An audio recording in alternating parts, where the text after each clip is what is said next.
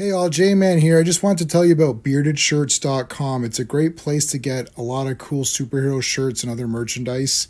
You can scroll, they've always got sales on. As you can see, they've got these really cool print all over shirts, which I really love. That's Eddie, the founder of the site. And if you're looking for stuff, all you got to do is you click on the search here and you can type in all over. And that's going to show you the all over prints, which are really, really cool. Look at that. You got Legion of Superheroes, you got Brave and the Bold, you got JSA, you got Superman, Green Lantern, Wonder Woman, all kinds of stuff. So check out beardedshirts.com.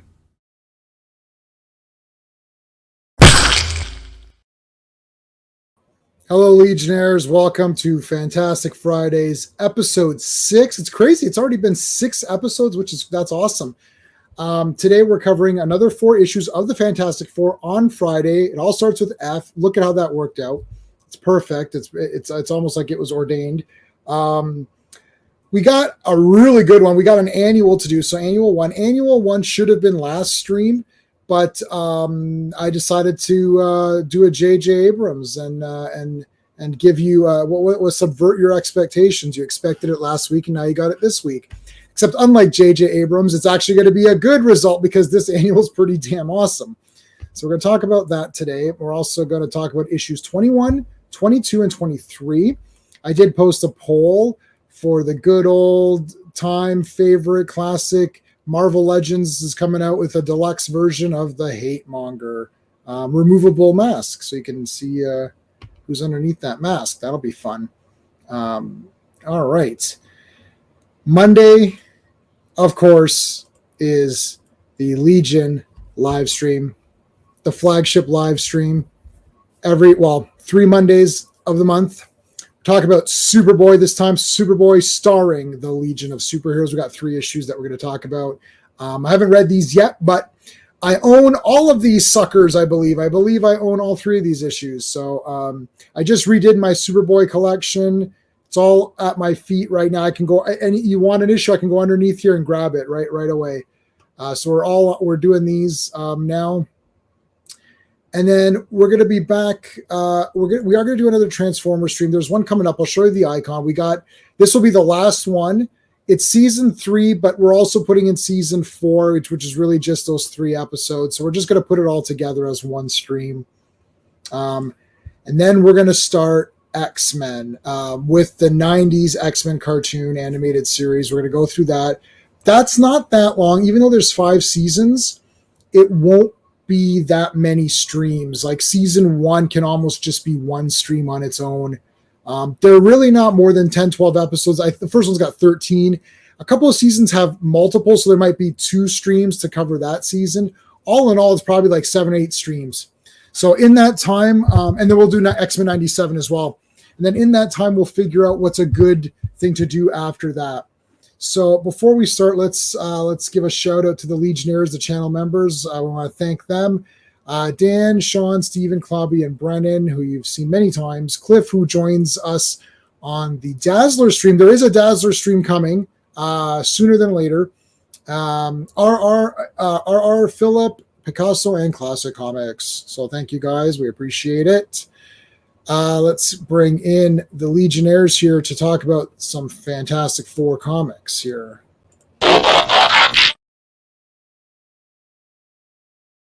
Hey, what's up? All right. I got a random Superboy today. Oh, I have it. Got that one. I know, yeah. I think I was there when you got that, actually. I think I've got 2 of those. 228, yeah. Yeah, love it. Someone will die, or whatever, yeah. Yep, someone will die. Yeah. It's going to be crazy. These are all awesome, by the way. I know they're great. I've already read all these before, so I was up to 200 and let's bring in our fantastic our fantastic Legionnaire. That's perfect. Yeah, it's Clobberin time. Yeah, good to see you, my friends. That's what I call you all the time when I introduce you now. I'm like, J-Man, let's see, Rich Without Fear and Fantastic Legionnaire Extraordinaire. Yeah, I really like my intro.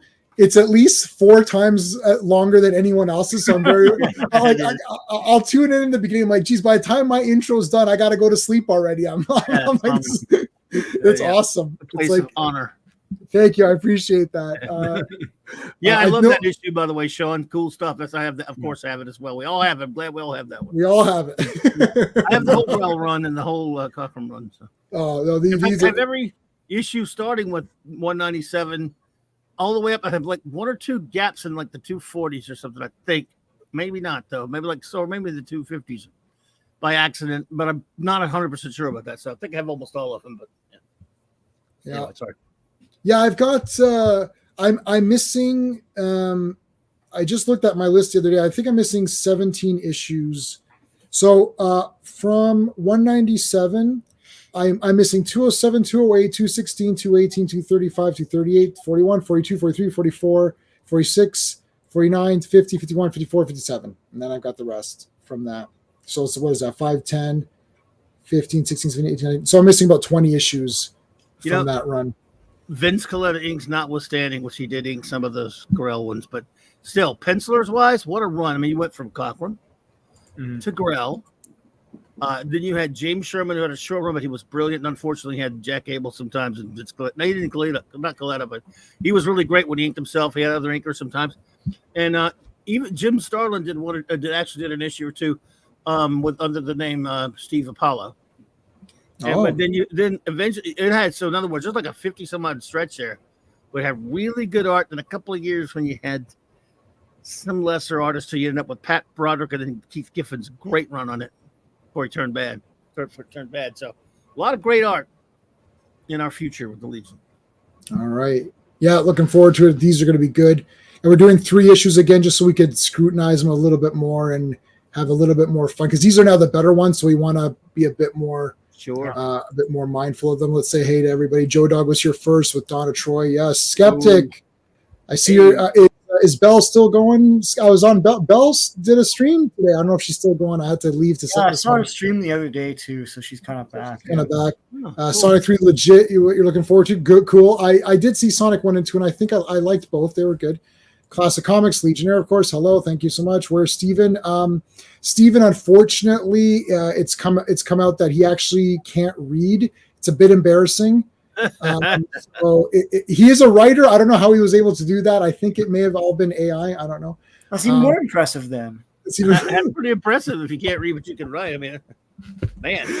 Steve can read. Steve's not going to, I'll tell you right now. Let's get the Steve thing off the table right now.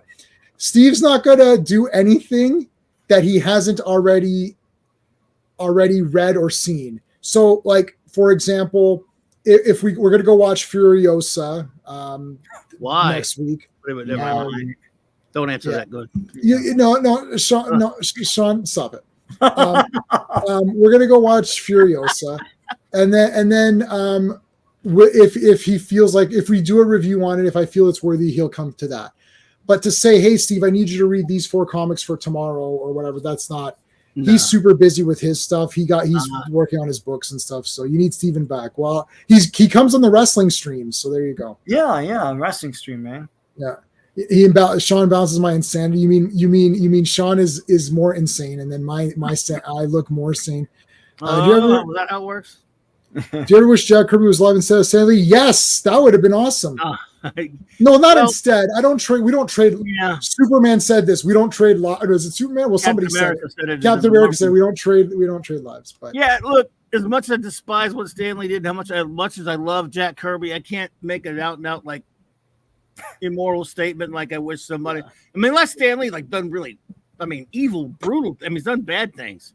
But I'm talking about on a level that's horrible, Right. So, right. Yeah, we can't. If you said, if you wish so and so was alive instead of the guy's name rhymes with Schittler or somebody like that, that's different. Right. But yeah. So, however, I despise Stan Lee, but I wish Jack were still with us. I do wish Jack was still with us, or at least around long enough. It lasted, as long as Jack was older. It made sense he went first, right? Yeah, but he was 19. So the great 3, he goes first. So. Jack went in 1994. That was too early. That is too early. Yeah. Do you like Simply Steve? What's going on? Hey. Hey, would I be? Yeah, you can if you want to read. You're gonna have to read. You have to do a lot of reading. I basically I don't have time to do anything other than read comics. Like that's all I can do all day is just read comics. And then Sean and I do Transformers, and every stream we talk about 40 episodes or something. So then I got to watch and make notes on all these episodes. 3.5 hours. I timed it out. It's 3.5 hours of cartoons, and then we watched even more cartoons in a theater. And then we went to go see Transformers in the theater again. And it's funny too because we just sat down. I'm like, we literally watched these like 3 weeks ago, and we're watching them. But we just paid. Well, I paid for Sean. Back, but I paid for Sean because he comes and do the stream. So I thought let's make it a channel event. Yeah, and the channel will flip the build so that both of us can go watch this movie. But it's like we just watched these, and it's like we're watching them again, and it's like, okay, why are we watching these again? We just watched these. Yeah. But it was definitely worth going. I saw your Muslim uncle. What's his face? Comic Relief Crusader. A few other people were talking about it on X. Asking my opinion, should they go? I was like, yes, you definitely should go check it out. It's really I've seen negative. I saw a negative. I'm not going to mention the channel. I frequent it often, but he gave a negative review, and then I replied saying, I'm sorry you didn't like it. I get what you're saying, but I knew what I was going into. I'll say this: I'm the only one that read the thing because it, like they had a page and they laid out what they were going to do. There's a preview of this Earthspark thing. There's the 4 episodes. The first episode is going to be the table read. Some of them are dead. I know that, so they're going to be replaced. I knew all of this. I knew they're going to advertise Hasbro products in the beginning. I knew it. But everyone seemed to go into it not knowing any of this. And they're like, oh my God, there's advertisements. Oh my God, what's this Earthspark thing? Oh my God, they're old. It's like, yeah, no, Peter Cullen and Frank Welker are old. Yeah. I just want to see them on the screen do their thing. That was cool. Yeah, when they announced, okay, so Sean, privately, what I told you about the financial situation, that was going on right at the time of the announcement of this Transformers thing. Yeah. So I skimmed it. I said, I'm not going to this because I've already seen all this stuff. I don't care. I can't go to it. Yeah. So then what I did was, then you were talking about it with Steve, and I said, you know what? Let me go back and read exactly what it is, right? Let me read. And my draw was to see the table read because I thought that might be kind of neat. That's cool, yeah. I already own all this crap on DVD. I saw the Transformers, the movie, in the theater when it came out. I own it on 4K, so whatever they're going to do, I was like, it doesn't matter to me. But then I thought, you know what? Let's go. It'll be fun for us to go. It'll just be you and me doing it for the channel. Stream on it. So, we could do a stream on it. We can, say it's a thing. So let's go do it. It'll be a lot of fun. And I read the thing. So like, I'm like, let me go and read exactly what I'm paying for. And it was half price anyways. Well, it was half price from what we normally pay for IMAX, which is $30 or whatever. Yeah. $27. And I'm like, it's fine. And some people walked out of the theater. I'm thinking, do you guys know what you, and then, what's the best? Mm-hmm. There's commercials for Hasbro Transformers products. Yeah. Right. You mean like the cartoon? How that was like the whole thing was a commercial. The whole thing is a commercial. It's like, guys, they walked out. They're pissed off that there's commercial. Firstly, there's ads for other. So instead of having ads for other movies, they had ads for Hasbro products. Okay. Well. Firstly, I do want to know what Transformers toys are coming out. So I actually want to know. Yeah. And then secondly, it's like, but you would have gotten ads for movies anyways. Right. Or you get ads for popcorn, you get ads for cars or jeans. I saw like it's like Guess jeans or something. Like, what does this have to do with anything? I'd rather just see at least Hasbro toys. And you saw that new transforming Megatron, which looks friggin' awesome. I'll never afford it, but no. I thought it was neat, and it was cool to see everyone on screen doing their voices. The guy, we were raving about the guy who did Starscream because the Chris Latta voice is hard to recreate. That guy did a great job, I thought. So no, he was good. Do you like Hulk Hogan? Yes, and Ric Flair, of course. Ric Flair's the best. I like Undertaker and I like Macho Man. There's 4 of the best guys you just named right there. Hulk Hogan races cars. I mean, he had a slip. So I wouldn't call him a race car driver just because he had a slip there. I mean, granted, I don't have any of these slips, but I guess he had a slip. What are you gonna do? You're interested about Spider-Man, a lot missing from Spider-Man Raimi trilogy. Yeah, I wish you would have done a lot of stuff like Vulture and not. I would have liked to have not Venom. I would have liked to have had not Uncle Ben being or Sandman being involved in the Uncle Ben thing. Do you prefer direct editions or newsstands? Don't care. What do you guys think? When I was a kid, I liked newsstand because I could just get the comics anywhere. Are you talking about, Joe Dog? Are you talking about what you think has more value? Like, are you saying that if I went to a shop and I saw Transform or pick something else, like, okay, that comic you just bought, Sean, that's Superboy. Yeah. So are you saying if I go to the shop and I see a Superboy with the barcode, or if I see a Superboy with the blank thing, the blank barcode where the barcode goes? Yeah. Do I care? No, I don't. If there's a cheaper one, if they say the newsstand is more or the direct is less or more or whatever, I will take the one that costs less. There is a shop. I don't think it usually never ever matters that I've seen. No, but I've seen them now goose up the price of newsstand editions somehow. That's more rare. I would think that's like in abundance. Ridiculous. Yeah. Well, newsstand editions had, at the time when they started doing that with the direct, they had a little bit higher print runs at that point still because there weren't as many comic shops. Right. I mean, when they started doing direct sales. But it never mattered to me, man. I never saw it reflecting back issue prices, at least back then. I mean, if it's happening now, I don't know. Yeah, it's a thing now. I don't know how. And I got most of my stuff at comic shops, so they were always direct when I was getting them. When I was a little kid, everything. In the 80s, I mean. Yeah. Right. Yeah. No, everything when I was a little kid, everything was at my. I don't know what you guys have. Well, let's call it 7-Eleven. You guys have 7-Eleven. 7-Eleven. American, yeah. Yeah, so there you go. So it's not. We didn't get them we didn't have 7-Eleven at that time, but whatever. It's like Max Milk or like a convenience store. Yeah, it was a convenience store. So I'll just say 7-Eleven. So we would go to 7-Eleven and you got what you got. Yeah. And you just hope that your buddy didn't read the same comics you did because they'd get one copy or two copies and that would be all they'd get. Mm-hmm. A lot of this stuff. Yeah, so, and they ordered whatever. Like, sometimes they'd order some of the strange stuff, but mostly it was the standards, like Spider-Man, Superman, all that. 7-Eleven just had a spinner rack where we were, but the only time we got all the other stuff was when I got to go to the drugstore with the big news rack. It was the big magazine rack that ran up across the wall. Right. That was where you could see more of the mags, and a lot of everyone they carried more. Mm-hmm. When I was a kid, 70s, 80s, And the nudie stuff in the back too, well, that was where we got the higher screening. Yeah, we got the sneak peeks at Vampirella and stuff like that. I know my mom would never let me buy it, but I got to at least look at it. Yeah, my place where I grew up, they would allow you to buy or rent anything you wanted. They didn't care about it, what your age was at all. I watched everything there ever was, no questions asked. Wow. As a little kid, I saw Friday the 13th. Part 5 when I was 11 years old. I rented it. I'm like, oh, this looks good. It's got a hockey mask on the cover with red light coming out of it. I'll tell this one story and then we'll move on. But last year, I just a few months ago, I had to go to the post office, which is in the back of a convenience store. And I walked into the convenience store, and to my left was a magazine rack. I was like, oh, that's cool. You don't really, they're kind of scaling them down. And there's all these nudie magazines at the top, and I was like, who in the hell is buying nude magazines? I was like, people that don't know how to use their phone? Like, what the hell's going on here? Like, oh, I don't have a smartphone. Let me go buy these magazines. What can you do with a smartphone? All right. Let's okay. Someone just sent me this. I can't wait any longer. All right, let's do it. They can't. That was someone watching our stream and then throwing. I can't wait any longer. Get on with Fantastic Four.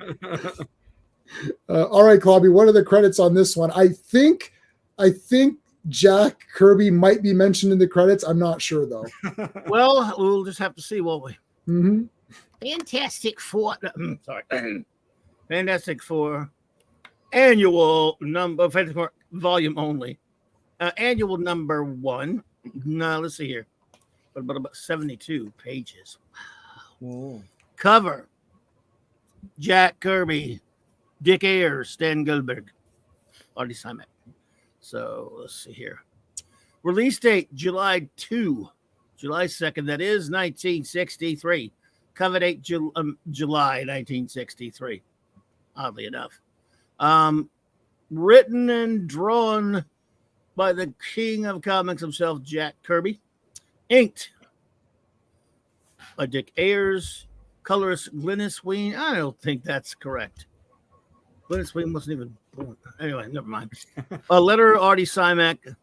And let's see here. Yeah, and we have the credits for the other story later. Well, we can do that. Well, no, we may as well do it.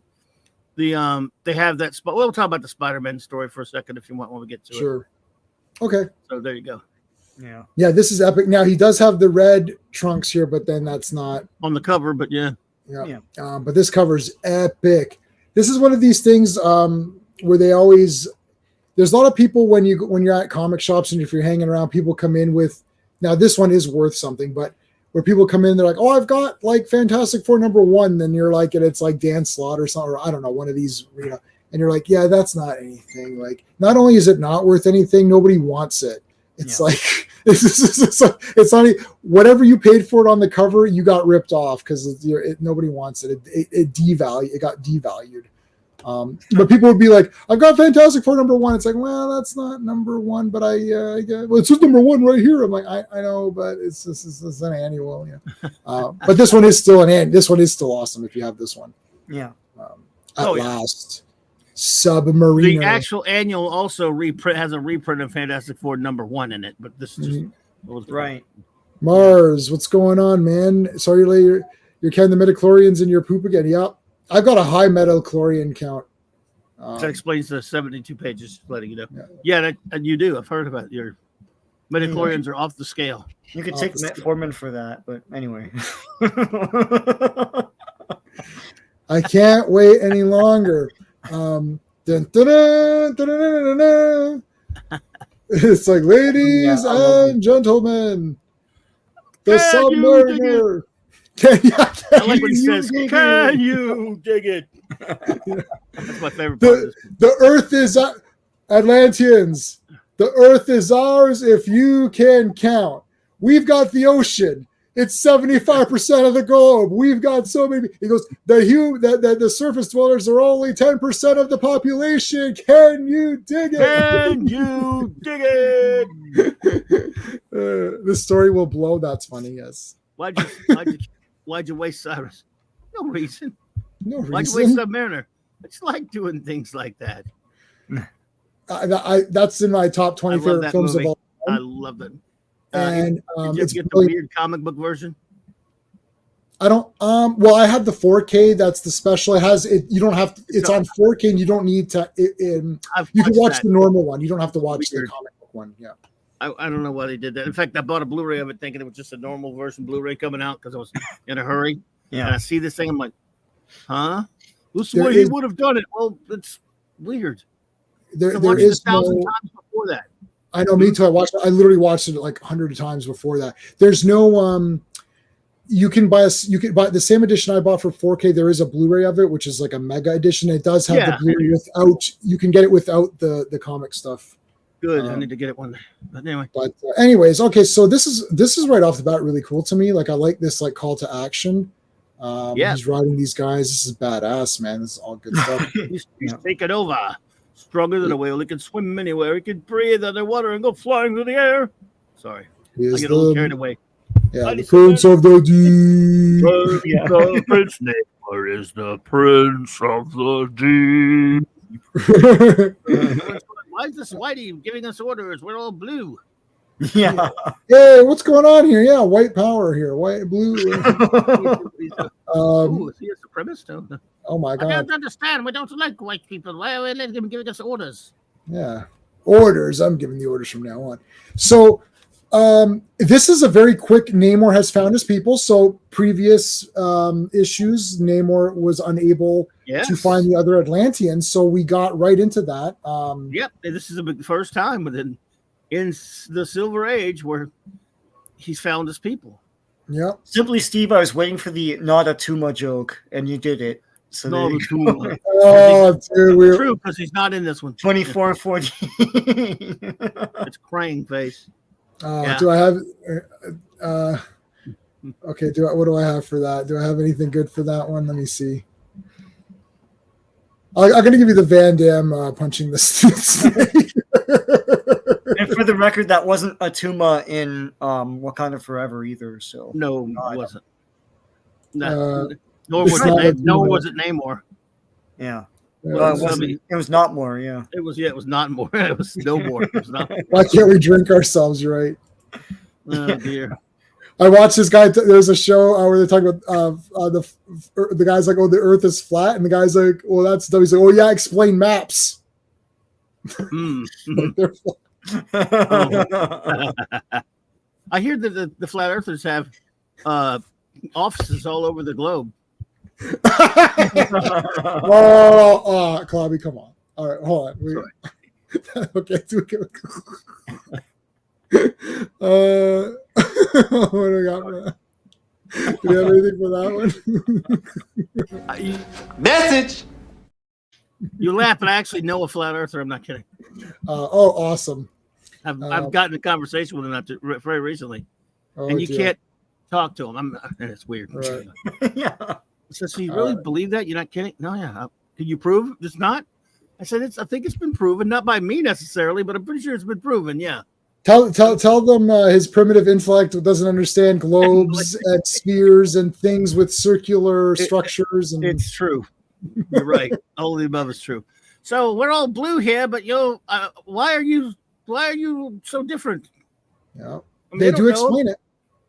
Yeah, they do explain it. Well, Yeah. they do kinda, yeah, but no. This is when Kirby put forth we'll get to it. Keep forgetting, get ahead of myself here. Yeah, here's So- the Krang and Lady Willow Dor- Krang. Yeah. Doma, I and offer here's resources to see you, Lady Krang. Doma. So I guess they've been waiting for him for 20 years. I It's want to marry you, but he's in the way. I want to marry you, Lady Doma. It's like, no, I love Namor. You're a trash person, and I keep confusing you with Kang the Conqueror. No, I'm Krang, not Kang. Krang from Well, Ninja like Turtles. Human No, Torch. I'm Krang from Fantastic Four. I came before that guy. Damn you, woman! It's like, stop. She doesn't know about the other woman yet. Uh-oh. Dun, dun, yeah. They Oh, will. There's gonna be some drama. I guarantee that. Queen, bow down before me, Jarell. No, okay. Yes. Ooh. And so she bows down. He's like, let's go out on the terrace here and I like how The there's furs underwater. It's like it doesn't make sense, but Yeah, it's true. I always love that when in these underwater comics. yeah. Now, they're not the only one that does it, but I like how everyone's afraid to say the emperor has few clothes. Yeah. wow. I got chat. I apologize. I didn't know there's going to be this many dad jokes on this. I didn't say no clothes. an alert, like Alert, yeah, dad joke alert. Well, at least Bobby is a dad, and I'm not. That's true. Yeah. That is true. So, I'm not, so I can't do anything. Twice. Nice. yes. Cranky, yeah, cranky, yeah. Always. These all right, fish are so- going, "Hey, we can fly." Sorry. So here we go. Meanwhile, back at the skyscraper called the Max building. It doesn't really say that, but whatever. So Johnny Storm's just being petty, and he's blowing hot air into the thing's room. Wait. Sean, are you trying to say that Johnny Storm is picking on the thing? What? Come on, that never Well, they happens. gotta Any issue. keep with the formula, you know. That's never happened. This is the first time it's ever happened. This is, by the way, our first. This what was this one here? This is who's making this one again? I think it was I didn't read the it was it's Ayers. Okay, I think it was kind of some of this is really good. Some of it was a little bit rushed. We're still working on the thing, but they do a good job with everybody else. Right. Mhm. And it's Well, really this top one- notch work here. So we got Sue reading fashion magazines. So it I was is. thinking about one of the other issues that I have criticisms of later. I like the Ayers stuff though. Go ahead. Right. Blowing the smoke up his You butt. always get like the snarf music in the background when you see the dumb hijinks here. Yes, you could, like they would do it on the old cartoon. Yeah. The 67 cartoon, if you ever watched that, they got the goofy Hanna-Barbera. Yeah, the music. goofy. Hey, Phantom. Oh, sorry. I should have said hey to you earlier. I Fanty. lost track of my chat here. Max. What it up? Where you at, Fanty? That's what we say down here. We say where you at. So, basically, this is now. We all know the formula here. It's like, okay, got to have the antics. Time Yeah, for 2 pages of meaningless bickering. And Sue's like, "Oh, this door is super expensive. Like, I don't care," and he rips it. And, Yeah, we can afford it. Can They you? ripped it. Can you though? Yeah, there's a whole issue where they couldn't afford anything. They can't afford it. It's like they even talk about it in one of these issues where they don't make any money anyway. So this is just like they never end up injuring each other. I don't know. Yeah. Yeah. So and then this like asbestos stuff is like they use that like to no end. Like every single concoction you could possibly make has been made. It's like they finally did say something about unstable molecules, though, right? They did say yes. An earlier issue, yeah. All right, so he tries to shoot water on him, and then he captures him in his net. It's like, knock it off, Ben. When are you two gonna grow up? Oh, shut your mouth. It's like, okay, I'm gonna hug you, and then he's very flat. My clothes. You ruined my clothes. Oh no. Well, you know what though? My clothes are Duar and all that crap. Clothes are expensive. Like, you know what? I'm not against Sue in this one. You know what? This is a bunch of bullshit. They're being idiots. They're being idiots. It's like if your comic collection got all dousted, right? It's like, forget even if my shirts.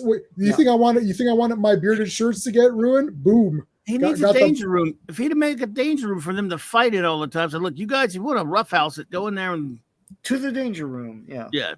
Fight in the danger room or whatever. Like my buddy Professor X has for his kids. Yeah. All right, so it's he's not around yet, but anyway, go ahead. Yeah. So, yeah. The only accident around here is you. The only screw around here is you. I'll make it up to you, honey. Oh, you can't read. They're all original exclusive creations. Man, you're all beasts. They were beasts. The thing is, she's right. Like, hashtag Sue is right.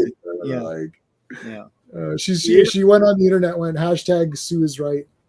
Well, they got a lot of pages to fill up, because this whole annual has a lot of pages. This is an annual, yeah. So okay, so now, meanwhile, in the underground ocean or in the undersea kingdom, that's cool. There's this big sea monster here. All right, well, let's do it.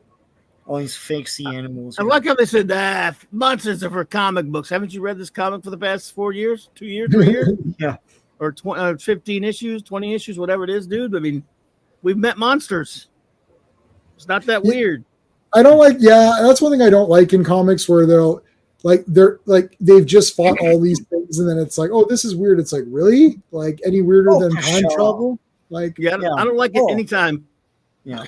Comics or whatever the show is, movies. If it's a show that has a premise where they deal with, every week they're dealing with monsters and aliens or some kind of crap. I hate it when someone writes it in the story, like just a pet peeve of mine. Like, oh yeah, monsters. That's one thing I hear about TNG. It's like that because they would always poo-poo. Like someone reports something, it's like, oh, pshaw. It's like, guys, you run into this every week. There's always some weird thing. Like, wouldn't you investigate it fully? Like, God. Yeah. And they never did that in the original series much. It's just something crazy was happening. We got to find out what it is. You're gonna find out, yeah. And Kirk would believe guys. Yeah. Actually, too. Hey. ARR is here, channel Legionnaire, and with a super chat. Hey, team, working a lot of extra hours. Awesome. Okay. Can only listen occasionally. That's okay. Chuck Norris, the real reason Doom hides his face. I agree. That is the real reason. Well, thank you for popping in. Let's do a super chat. I gotta get some good videos. You need to make a Chuck Norris one for him. I'll try to clip a Chuck Norris for you. I'm gonna give you I'll give you a Conan. Why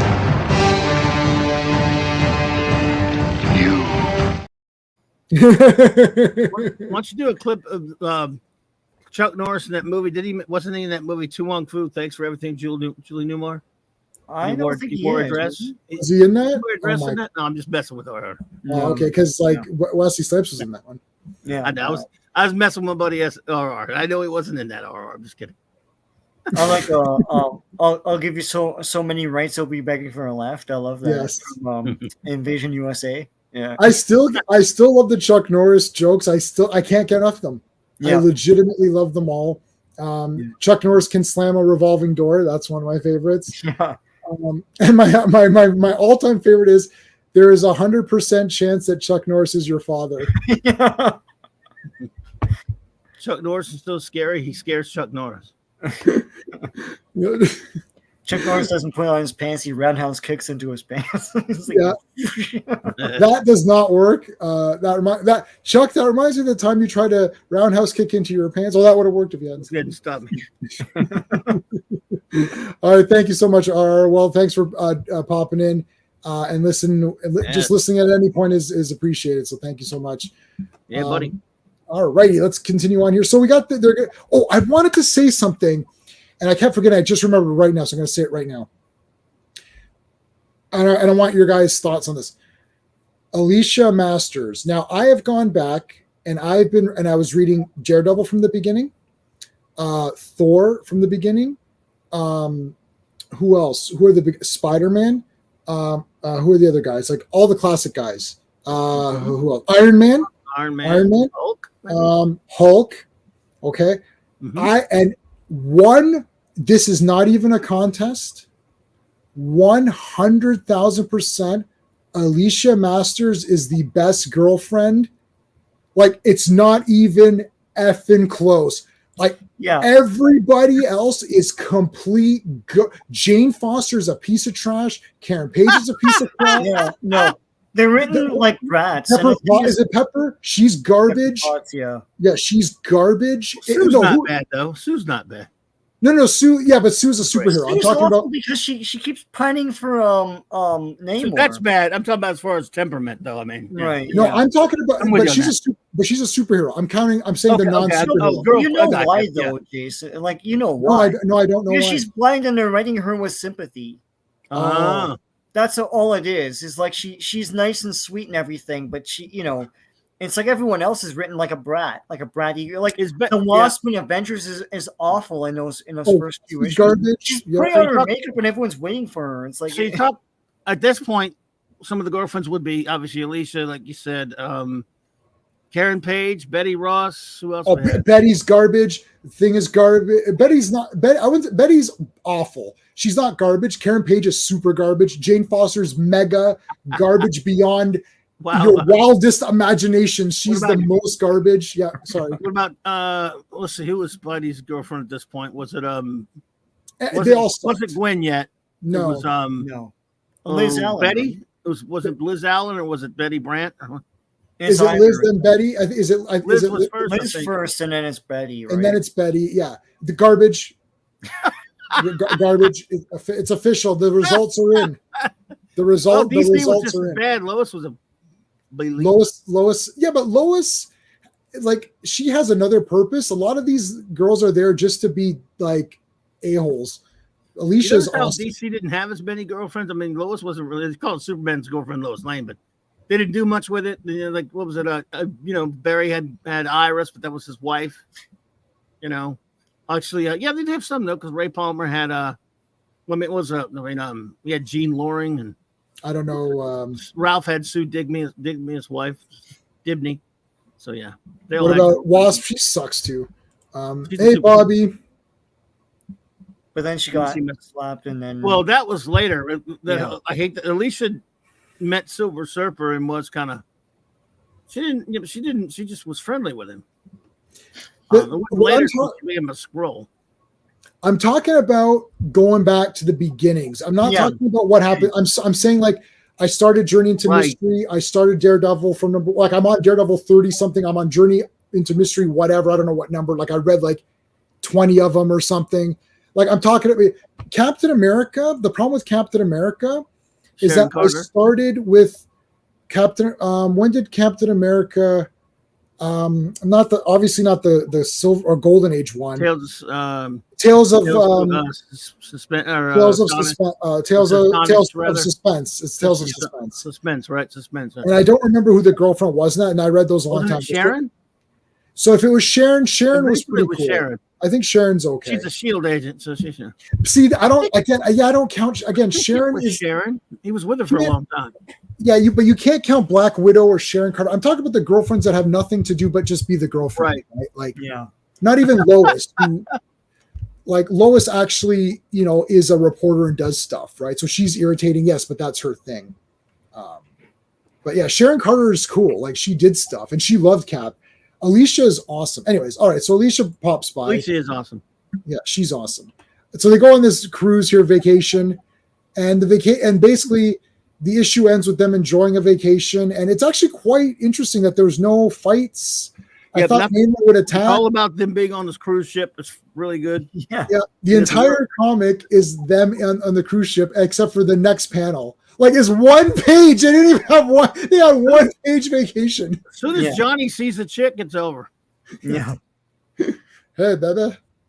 Hi, baby. Hey, I'm baby. going home on the torch. And then there's a monster here. So look, they're on vacation. Do you count this panel as a vacation? Okay. Yes, Vacation it looks nice. Well, they're in a pool, so they did that much. You know. I guess so. Alicia Then there's did a monster immediately. Like they had 4-panel vacation. Oh man, we can't even have a decent freaking vacation. But they knew it. Remember, they went out there looking for it. It was, remember, Reed said in the same sentence, "We need a vacation." And I happen to know where there's some monsters. We'll go have a vacation. Remember, he says that. He did say that. And we'll get on this cruise ship tomorrow. Man, he booked it right away because there's some monster crap going on out in the sea. So why don't you just take the damn? Why even bother pretending it's a vacation when you're out there looking for monsters? Yeah. I don't know. Yeah. They were monster hunters. Okay, so they go out in a little rickety boat. They're going to need a bigger boat. And then, again, they should need to bring. They need better hardware when they're out doing that. But go ahead. Which they get later. So, yeah. Which they will. Yeah, they should. Yeah. Now I don't remember. I'm not a massive marine biologist kind of guy, but there's a lot of marine life that I was not aware of, and we're going to get introduced to a lot of it in this. Yeah. Yeah. With the mega superpowers. Yeah. Where man, I'll tell you. I would have been a marine biologist if I knew there was all these awesome creatures that could do all this. Namor said that man doesn't know about them. Remember, I think man doesn't know about them. Yes. So one of them here shoots this bubble thing and captures Johnny, and then you've got this shell thing that sucks up Reed, and then this fish what the hell? It shoots this net It thing. shoots saran wrap. At they them. got some really crazy powers. These fish. Yeah. It could encompass a boat. Sire, we didn't want to say it, but you have a really weird-looking thing on your head. Yeah. Yeah, what is this over here? This is my crowd. They're all laughing like, I told you to wear anything. If we thought of the crowd. Tell him he's got to wear a crown. He'll never buy. No, tell him. We'll take pictures of him wearing this. Namor, I'm sorry. Put your hats on the spikes, you know. Wow, you guys are so mean. Making fun of a man's hat. That's Low humor. You like my green pants and my fashionable Do you like my not shirt? Like yes. We'll I do like this that. number. Yeah. It's I nice love and hot him. out He there. never wears clothes. Yeah. Yes. Yeah. Well, he's showing off. Okay, so he's captured the FF, and then he's like, "Oh, no harm will come to you, of course, because she's the cutie." It's like, buddy, I'm gonna forget that. I'm gonna forget that. Yeah, I love that. Yeah, like Reed don't care. So, they do. So I actually have a Namor figure that came with that horn. What? Oh, the horn. Horn, Yeah. yeah. Yes, I just think I had that one. You there? Come over here. I need a taxi. Taxi service. Weird looking fish, boy. This is a weird fish. I mean, that's some weird ass monstrous. Hey, that was Alicia on deck. If you're planning to mess around with that ship, fish face, I'll tear your cardboard kingdom apart. Kingdom up, you crapper. That's awesome. You tell him, Ben. You tell him. Well, my disembodied head will tell you something, thing. You're a childish tantrum. Well, you know, John Versus me. I'd see if John Vernon were doing the voice. This were on the cartoon. Your childish tantrum does not impress me. Prince Namor. What's my name again? Oh, yeah. Namor. Fat, drunk, and stupid is no way to go through life, son. Namor. I'm Namor. Yes. As for you, you contemptible cur. No. It's like, oh, let's send a telegram. Okay, well, anyways, they go into this thing. And then now, this is interesting. This is a vehicle to teleport them back up to the surface. And they just hold on, and I guess it goes like whoosh and like shoots them like way, way up across this. across circular, so the Earth's not flat. That's been Right. Because he wants them to go to the UN. Yep. And Give then his demands. yeah, he sends them right to the UN. Then this thing comes up, and then they fall right on the building perfectly. It's like, damn, that was good. That was pretty damn sharp shooting there, Tex. It's like, yeah, what's going on? It's like, I don't know. And then Reed's like, let's just call for a quick pizza because I haven't eaten. Called him. It says, "Hi, UN. This is Reed Richards. You'll believe me, right? Thank you." Because we never get calls. Yeah, everyone's like, "Oh, Reed Richards just called me on the phone here." How do you know? Yeah. Maybe they recognize his voice. You guys don't know. You don't know. That's just your opinion. You don't know. You don't know. Maybe Yes, maybe, of course. right? Yes, of course. I know you're Reed Richards. How do you like that? Gosh. Then I can't believe what we're about to see. It's like Reed Richards here. Oh yes, Reed, of course, yes. How can I help you? It's like, well, great. Khrushchev. Yeah, Khrushchev is in there. Khrushchev with his shoes. banging his shoe. yeah. He keeps And slamming it in there Oh, like, shit. if you would just refrain from slamming your shoe for a bit, I'll explain. There's We a will guy, and bury then you. the guy in the back's got his nose pinched because his feet stink. It's like, Yeah. Remember he's saying, "We will bury you. Yet, we will bury you. Нет. You damn Americans. We hate you all. You see, He's no matter what the democracies, what the democracies say, I vote yet. the man who says niet, the knights who say niet. So, like, Marvel was doing this a lot, right? That we saw JFK's head or whatever, and Oh yeah, they were on the nose. so they're trying to like insert them like real world stuff in the Yes. Marvel universe. Well, they themselves were in an issue. Jack and Stan were in an issue, so there you go. yeah. true. Pretty. So that's interesting. Okay, so anyways, now what the heck? It's like it's the Kingdom of the Crystal Skull. It's in the end. It's This the guy's Indian- gonna explain Atlanteans to you. yeah. Yes, You indeed. see, There's a twist. Anyway, you see, Atlanteans are people that live in the ocean. Hello, Marinus. Okay, I'm done. Oh, no, that's dude. That's too short. You gotta be like. Give there me were a- blue cavemen, and the blue cavemen lived in the sea somehow, Yeah. and then they became Atlanteans. There you go. Yes, they were good at swimming. That's true. Look at them. They're right there. They're blue They're cavemen. blue cavemen. Yeah, that's right. They had orange hair. They're gingers. That's fine. And then True. they're, you know, And they've got funny monsters. And they're fighting on the spot. You know, this just proves once again, chat, that the land dwellers are definitely the inferior species. Absolutely. We've got two examples, right? How cool would it be to be able to? How cool would it be? be to be able to swim everywhere? Man, listen. If they said, "Do you want to be descendant of a sea caveman who fought monsters, or a loser caveman who couldn't find food and just died of hunger because he was an idiot?" Oh, yeah. I want to be a sea I caveman. want to be an Atlantean every time. I'll be blue. I don't mind. Yeah, I like blue. My theme is blue. My theme on my channel is blue. they retcon all of this later on, but Oh yeah. and with like I like this. I got to tell you, Yeah. the Tales to Astonish. I have all of the Namor Tales to Astonish appearances. I have them all Oh, in Nice. physical. Love them. That I bought the phone book. What we call the phone book. What's it really called? Essentials. essentials. The black and It's white. just the line art, right? It's there's Yeah, the no black yeah. and white ones. Yeah, those are Yeah. essentials. The essentials. I bought that for Namor. That I never read anything about Namor. I thought he was cool because I like fish guys. I like Aquaman as well. And I read that and was blown away. I thought it was so awesome. Action-packed adventure. Yeah. And I was like, man, I thought, make this the movie. That whole thing where they're trying to find the trident. I'm like, make this the movie. And you can have it, and each guy going out to look for it can have different trunks, and Namor can have green. So that in that way, it makes sense why he has the green trunks too. Because I know movies they need to have it. Like, why does he wear green trunks? It's like, well, they're all wearing trunks. They're all going out, and then it just could have been so good. And then I really don't like that Wakanda. I don't want to get into it, but it really That's the worst. disappointed me. That is the absolute. I never thought I would say. If I had to pick the worst interpretation from a comic book page Yeah, to a movie screen of a comic book character, I mean, it's a contest. You could have a conversation.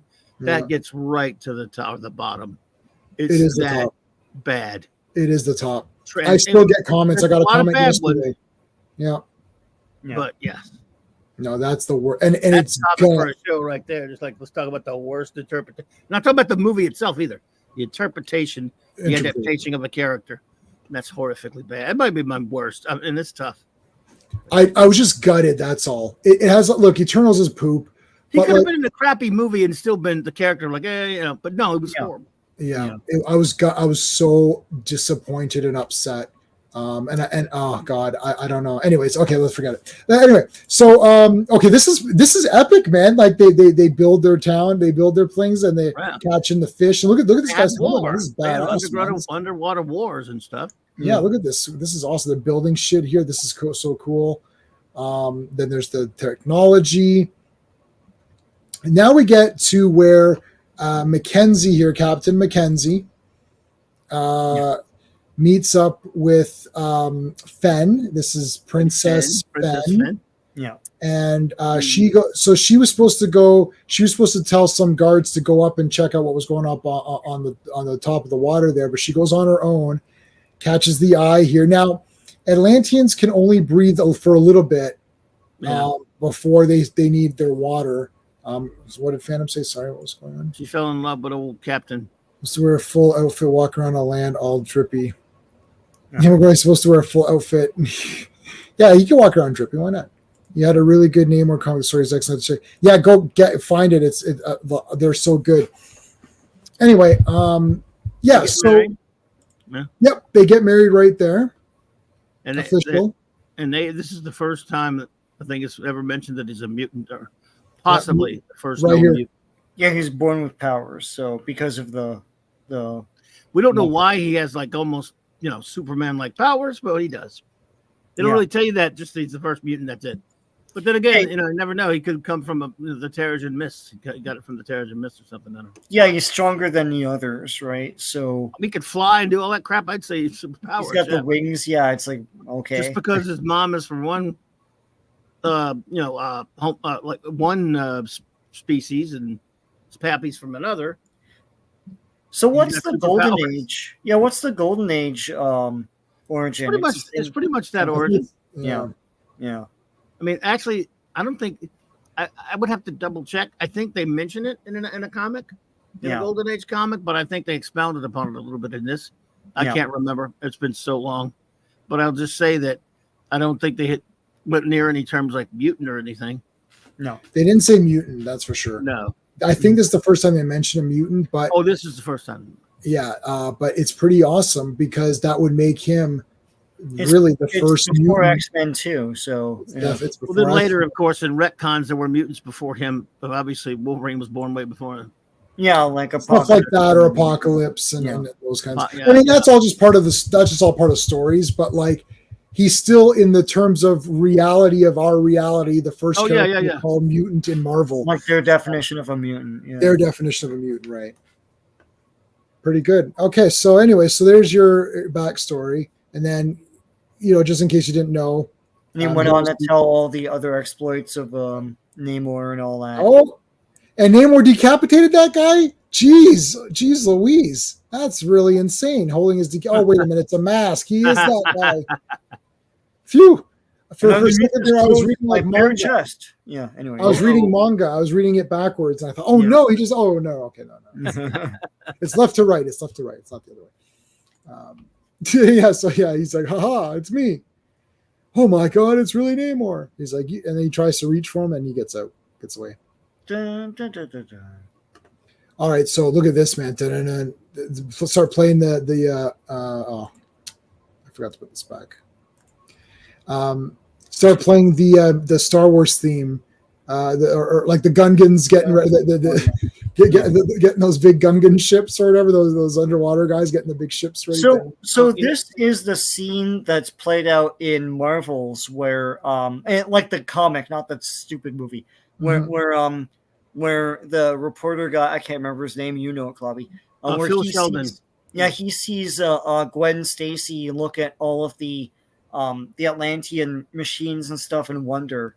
I think it's this comic that takes place in. It could be. I would say this, by the way, we're talking about the mutant thing. Point of interest. This was July of 1963. Something else came out that is a tie that came out the same exact time called X-Men #1 with mutants. Oh, so it just came out. Tie Okay. game as far as Marvel Mutants. Wow. In the sense of being from someone being called a mutant, that is. Right. All right. So there's a massive army here, and all right, let's get to battle here. There's a lot of talking here, but basically there's like a battle fighting all these guys, and then there's the whole planet Houston. No, the whole planet Earth. Planet Earth. Planet Earth. You like my Dick Tracy hat? Oh, I'm Dick Tracy. Dick Tracy's like, I can't beat these guys. I'm going back to fighting Flat Top. Yep. Here's G.I. Joe. They show up. Yeah. They can't do anything about it. So they're like, "Well, we just nuke them." It's like, are you kidding me? What? No, I want you to tell me why that's a bad idea. I'm not even gonna answer this. It's ridiculous. You know what happens when we drop nukes, right? Yeah. But sir, a nuke would really hurt a lot of people. That's okay. It's casualties. Yeah.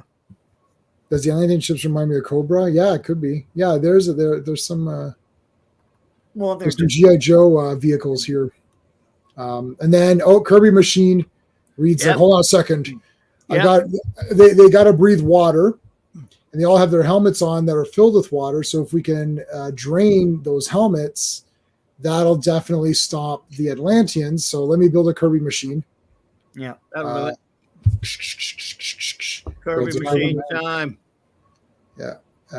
All right, Sue, quick, get this Kirby Machine ready to go. It's gonna fall over. Oh, it almost flattened me. Thanks. And then Ben holds it up. It's like, Sue, we don't got time for this right now. I got to get up and finish this Kirby Machine. All right. So he's won. Namor's forces have won. And it's like, is there no one on this planet to even challenge me? It's like, I win. What's going on here? I always win. Yeah. So here we go. We attack. Uh-oh.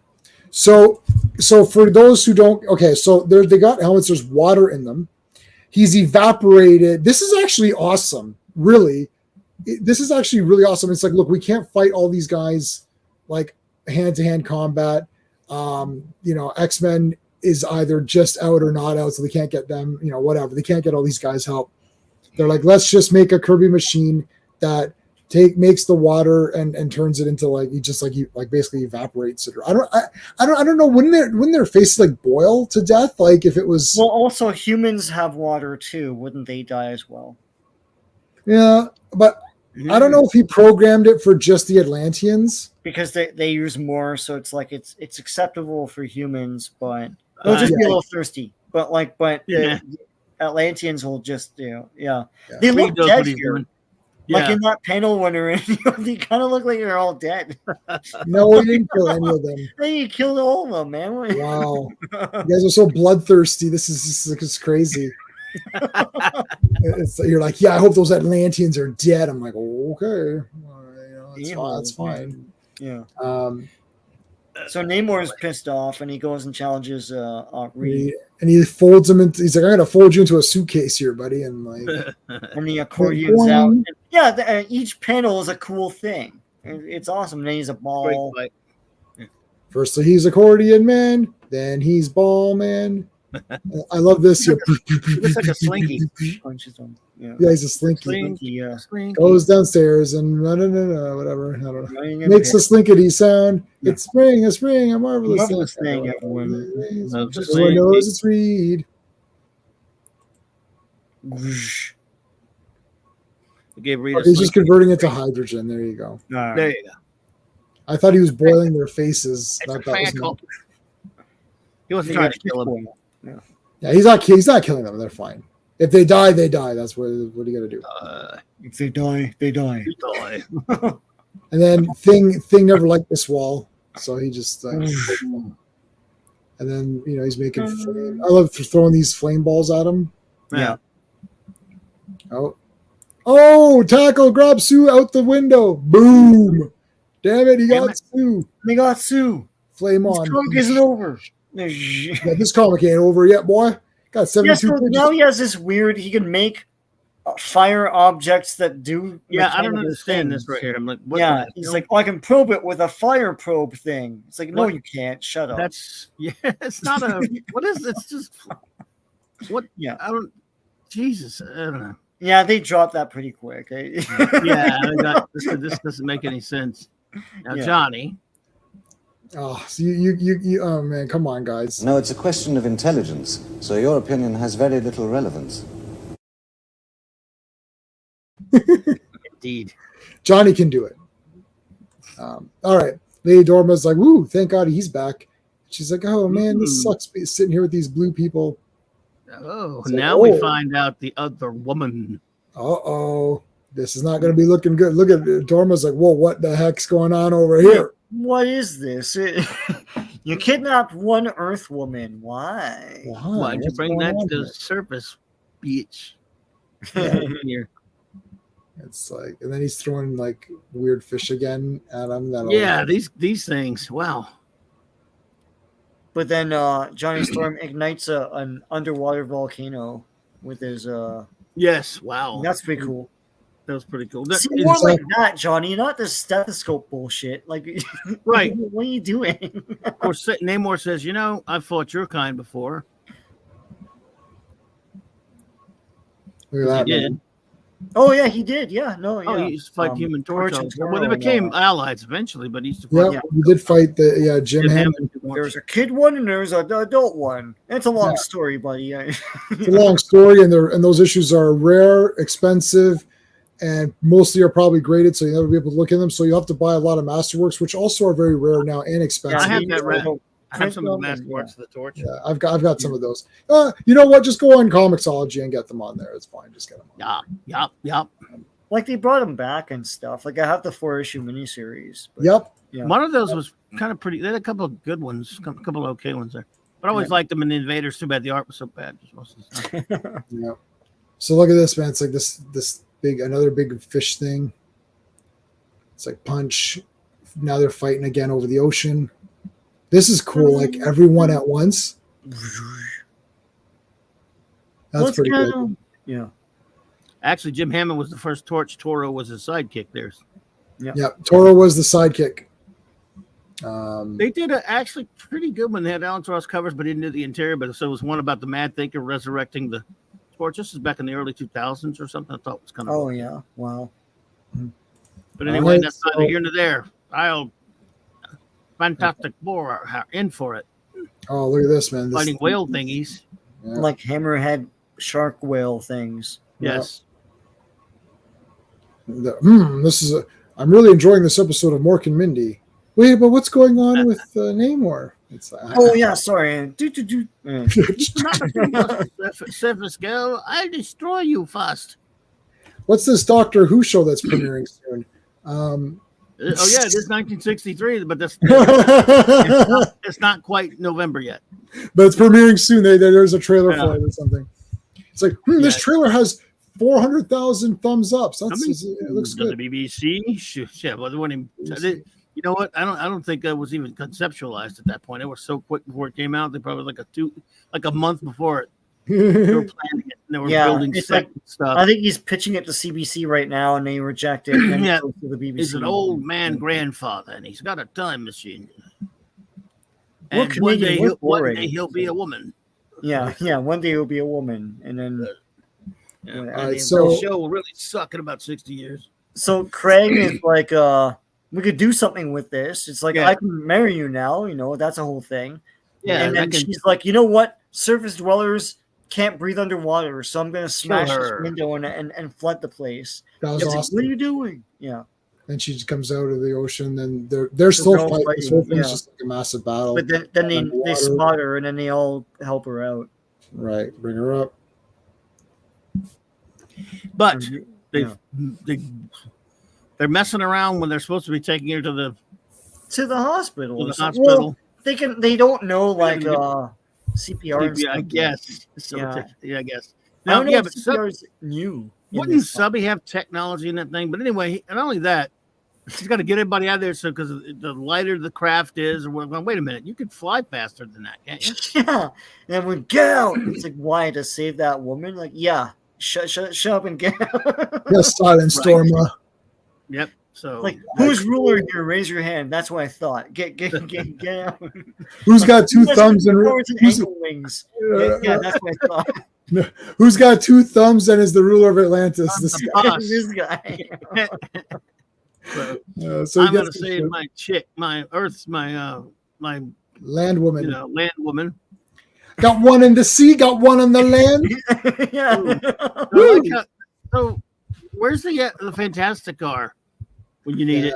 They've got to like call on the phone to find out where she is. Yeah.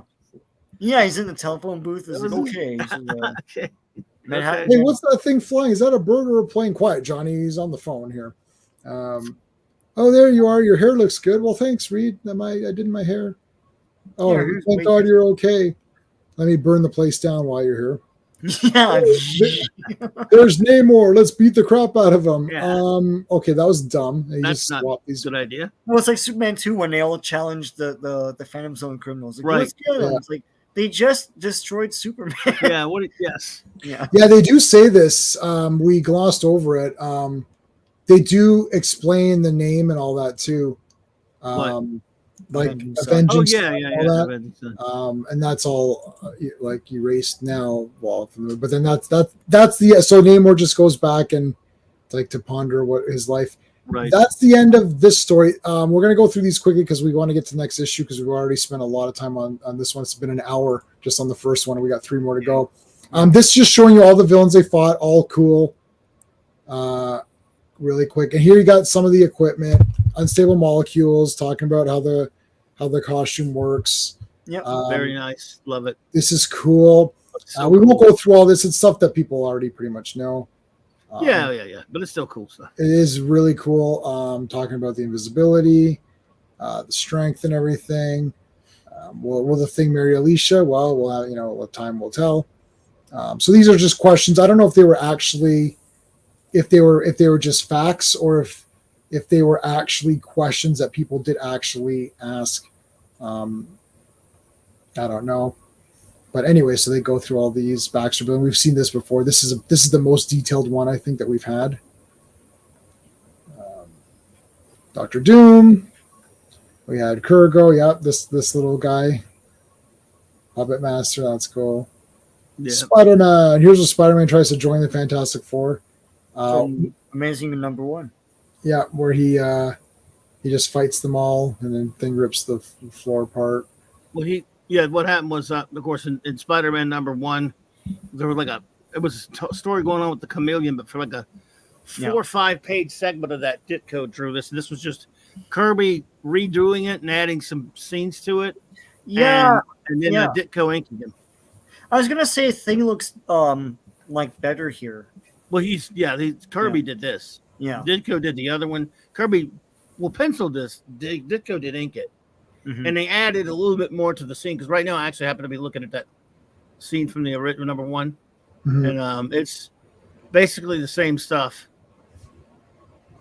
but obviously it's a little different. I mean, but it was about like 4 pages. Yeah, so it's just he was going to join, and they're like, "Hey, aren't you some kind of criminal?" He's like, "Oh yeah, you go ahead, believe the public," and then he takes off. He just wanted a job. Yeah.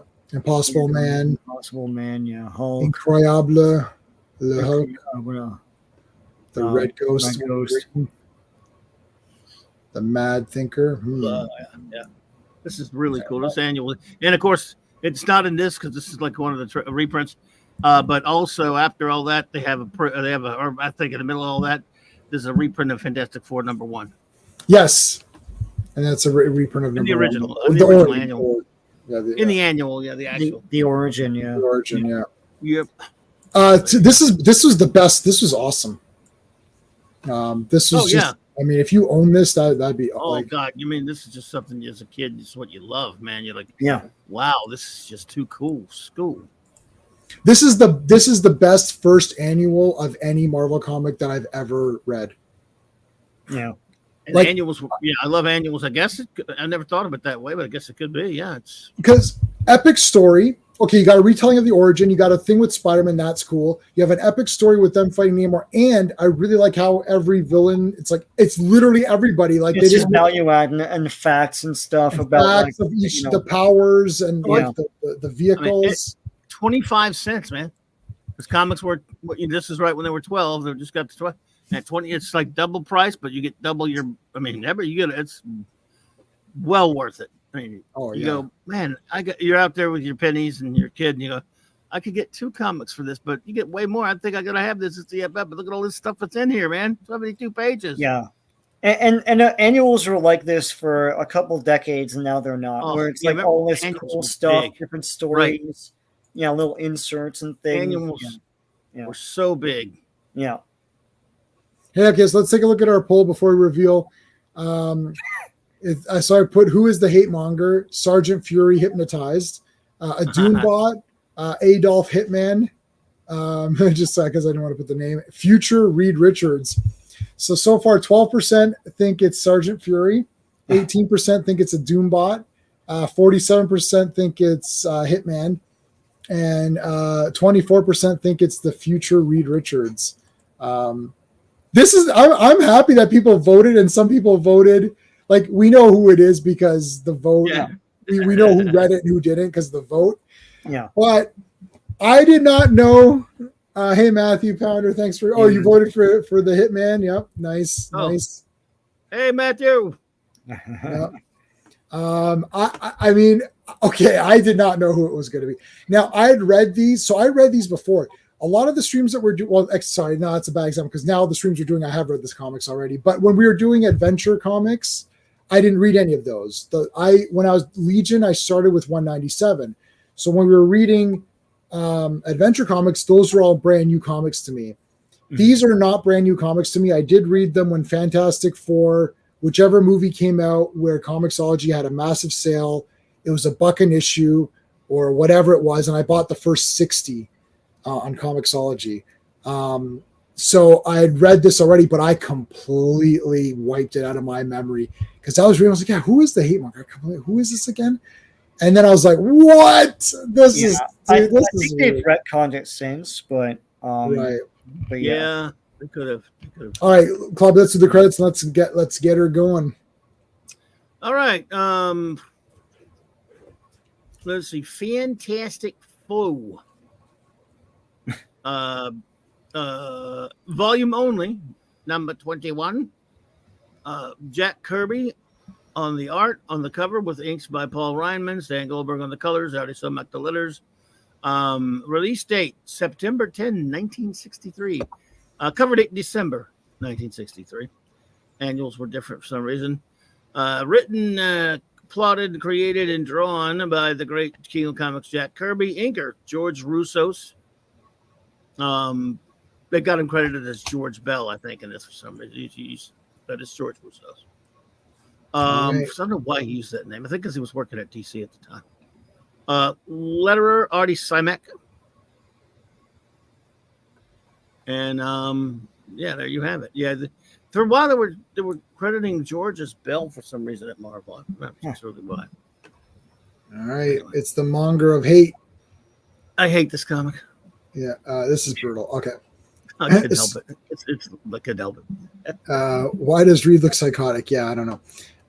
So they're all doing different things. He's measuring stuff, and then there's so much ruckus that it's messing up his machine. Torch doesn't like Spider-Man. It's the first mention of that. Yeah. That there's a playful sort of like brotherly rivalry. Yeah. I guess. Yeah. And then he got Sue trying on her like Cher wig or something like. I don't know. And then she falls over. Oh no! All the hair is falling everywhere. And this is Clobby things. The things punching bag. Wham bam, thank you, ma'am. And newspapers go all over the place. And it's like, what? I'm not so cotton picking mad. I gotta do something. So he's reading all these papers about the Hate-Monger, who's making people hate minorities and whatever, all the stuff. So he hates everybody. Now there's a reason there. He actually has his weapon. He has a gun that makes you hate things. Yeah. He also, and if you turn the dial, he makes you love everything, so he can point it at Yeah. Yeah, they were talking about this is the most on. I mean, look, on the nose doesn't even cover it. How this is about as subtle as "Let that be your last battlefield." It's, right. Yeah. oh my! Except that has Frank Gorshin, and he's awesome. Well, yeah. I mean, look, I like that episode has its problems, but I still love it. I'm just saying. Yeah. And this, it's just like, hey, there's some I don't know some of the dial. You know, I love Jack, and I think some of I guess Stan maybe did some of them. Look, Jack was a war hero who fought for our freedoms, of course. Yeah. Right. You know, but there's a line in there that always kind of aggravated me, even way back when the last time I read it, where, you know, Ben says something about what's that line? You have to if you can go back to the page before that. Yeah, he says. Oh, there you go. Yeah, no, a creep like the Hate-Monger is free to say what he wants, but but if I ever whooped him one, they'd slap me in the pokey. How about that? Well, yeah, because you can say whatever you want. There's freedom of speech in this country anyway. But if you hit somebody, it's different. Right. I'm going, so, I'm like, don't teach lessons like that to kids. I mean, my freedom starts and stops from the tip of your fist to the tip of someone's nose. I mean, you can't just hit them for no reason. Hit anybody what they say messed up things or not. And it's just this like it's so on the nose. But Jack Kirby is quoted as saying, he said, "All I knew is if some guy," I'm not going to say the H word, the mustache man H word. Yeah. But it rhymes with Shitler. You just say the Hitman. Okay. He said he basically was quoted as saying, "All I knew is if somebody said if some guy said he liked the Hitman, I'd beat the stuffing out of him." What, they just said a word? Come on, Jack. But Jack, obviously you can't help blame him the way he felt about him. But this is just so, I'll blast you with my hate ray, and you'll hate things because I hate you all. But I even hate you haters. And he was calling them haters at one point. Like, watch me use my Twitter ray on you. It's the Offspring song. Trolls. I hate a lot of things. I hate a lot of people that are lame. Yes, I hate you all. Now I will. Now what if I may tone it down to my dislike setting?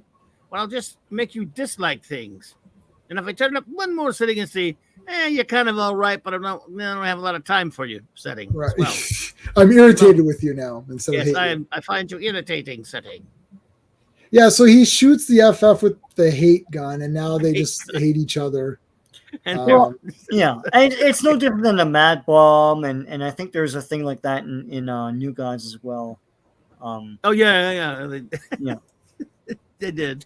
Well, I mean, they don't need an excuse to fight each other anyways. They fight each other all the time. Yeah, they always hate each other. He's probably like, wait a minute, I didn't even fire yet, and they're fighting. Yeah. Wait a minute, gun isn't working. What are they doing? The gun isn't even loaded. I got you guys. I got you on that one. You guys hate each other already? You guys are too much. Too much. He also did this kind of heavy-handed thing in Avengers as well with the sons of the Serpent. Is that what they're called? Good Lord, yeah, he did. Which were totally the Klan, but with cool you talking about in the 70s when they did that story? Yeah, and they had Nixon. It was Kissinger who was running them or something. Yeah. Oh, was it? Yeah, I can't remember. That's the one that introduced Englehart. Yeah, it's the one that introduced Foster. Is that the guy who becomes Black Goliath? Could be. I thought he was there before that, wasn't I don't know. I can't remember that. I think he was in Avengers, wasn't he? Yeah, that's Avengers I'm talking about. Yeah. Oh, okay. Okay, that's what I'm talking about later. They did a story of the 70s later in the Captain America title where they were like they were run by Kissinger and stuff. Oh wow. They can do that? People say comics never took sides or some of them. That's not true. They did in the 70s. Yeah, I know that. I'll say this and we'll move on. I know in super villain team up, Kissinger teams up with Dr. Doom in one of the issues. So yeah. Anyway. Yeah, those guys hated him. Anyway, someone's turned on the hate ray on them about that. So they've just been fighting each other. It's just random crap. Yeah, they're fighting. They're bickering, whatever. And I think they said something about in this line. They said a line like, Not like our reader when you're trying to tell the readers, since they fight so much. Did you notice a line in there saying they really hate each other? Not like usual when they're just like being. Yeah. I forgot which line it was there, but they do say it. Yeah, something like, "Oh, this time they really are. This time they really do hate each other, not just not just like farting around." So they all go their separate ways, and he's like, "Yes, I've made them all go their separate ways. Like, I won." Love is Take Manhattan. It's like they all go their separate ways. And then one of them gets amnesia, and then they forgot who they were, Right. whatever. Yeah. I hate you all. Just wait till I get on Twitter. Richards, you old hound dog, call off your watchdogs before I muzzle them. Nick hasn't lost his eye yet. Look at this. So there's Monsieur Fury, but he's not Sergeant. No, what did they say? He goes, it's Colonel Fury Colonel now. Fury. But with Yeah. the CIA, not Shield. Not the yet. shield. That's I coming. Both my eyes. Yeah. Anyway. I gotta Yeah, but look up that Sergeant Fury issue with Reed in it. So he gives him a smoke here because smoking is cool. Yeah, it is cool. All right, it's like, yeah, he's got his big cup of coffee and his smokes. Let me show you some of the Kirby machines. This guy's really made a lot of Kirby machines around Yeah, here. he does have some. Very interesting. Let me show you some here. I'll do it when I start Shield. Yankee, go home. Some made up a stand or whatever. Yes. Some What- fake a stand. Yeah. No, I like made up a stand. Made up a stand. Stan Watto. I love it. Make up a stand. That's beautiful. That's brilliant, Sean. That is so good. Made up a stand. Now listen here, guys. There's a big problem. There's a civil war going on and made up a stand. Made up a stand. We better send in the troops here. Dude, Stan Gusto? Are you kidding me?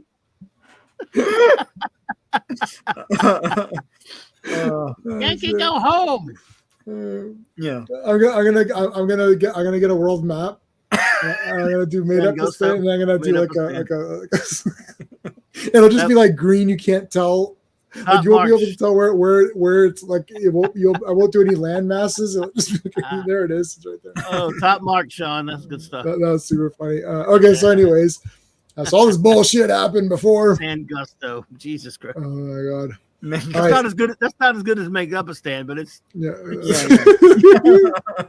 Yeah. So anyways, there's a Showa band that's here. a The terrible thing right there. Jesus Christ. He's very rocky. Yeah. That's George. I'm not. No, you got to blame Kirby sometimes too. They were rough. Yeah. It's actually a well-drawn issue, but it's just sometimes I don't think they quite got together well on the thing. Johnny looks fantastic Yeah. right there, but yeah. Oh, we're so like. I mean, we're like one step away, kind of. You're getting there, but I mean, I like the Russo stuff. I just kind of like, and I guess he's different from Ayers. Chick Stone's coming up soon. That's good, but you know, this Synod is the sweet spot. So, which would be looks pretty away cool. from. Oh yeah, it's okay. I mean, yeah, He's sure, okay. It's getting. I never liked that panel much, but still, he's as you can see. Yeah, look at the rocks smoothing out a little bit though. Yeah. Yeah. So we're getting there.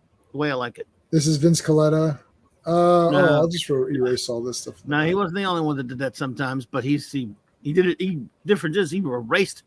One thing if Jack decided to put nothing in the panel, Right. Vinny would erase shit. It's like they're in a void. It's like, Jack, how come all your characters are in a void all the Jack, time? They look Vinny at would them have back- erased those cars through that window there. Right. Or something. Yeah. Yeah. It'd just be like Human Torch flying or whatever. Yeah, no buildings. No buildings or anything. Actually, he didn't do it anyways. to Jack. To be honest with you, that's why Jack hired him a couple times because he wouldn't do it to him. Anyway, It's like, here's Sergeant Fury. He gets each of them. He basically is getting each of them back. We got to get everybody back together. I just need to stop hating each other. I've got an ache in my chest. I was gonna say, This dude is. It's 1963. He's like at the beginning. Ben was seeing all this. There are newspaper articles about this guy just going out and giving speeches everywhere. Yeah. With an H on his. And he's wearing a hood. Now there's a right. Yeah. And that's in the news, right? I mean, he's just running around, and they're letting him do it because you can write to assembly and that kind of stuff. Yeah. But still, at that point there were a lot of hippie movements and stuff going on, Vietnam War and all that kind of crap. So this guy was getting away with it, but I don't know, with the H on his chest, it's like I don't know. Yeah, this is a bit. This like wasn't it like Jim something or other? He was like, Hate-Monger's my name. Can you guess what I'm talking about? Yeah. H doesn't stand for hate. Yeah. Anyway. Yes, I hate you. I mean, can you imagine the speeches? All right, my friends, thank you for joining us. I hope you all had a wonderful trip over here. I would like to talk about hate for a few moments. It's underrated. how come they never use lowercase letters? How come it's not a? It's like it's a lowercase. Look at the armbands of these guys got H's on there. Why do you have a picture of a chair on your chest? Like, Have you thought of? Go ahead. The theme song is from a mirror universe. It's the Beatles singing, "All you need is hate." Imagine Captain America with like a lowercase a on his head. Oh shit! Jesus. Lowercase a. I'm like, Oh, why? That'd be Anyways, weird. yeah, That'd be weird, okay, weird. so. So All right, so he can dig underground and go anywhere. He's Okay, got sure. He's got an underground.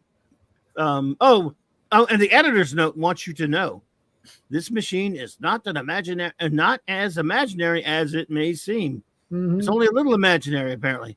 It is reported that even now the Russians are working on a similar vehicle powered by the reverse thrust of rocket engines. So they take time in a comic book to tell its to promote the Red Scare, yeah. It's 12-year-old readers. Yeah. They should have made You're it red. afraid of the Ruskies now. It's Yes. like, listen, it's all fun and Mom, games. are the Russians? This is colored it red.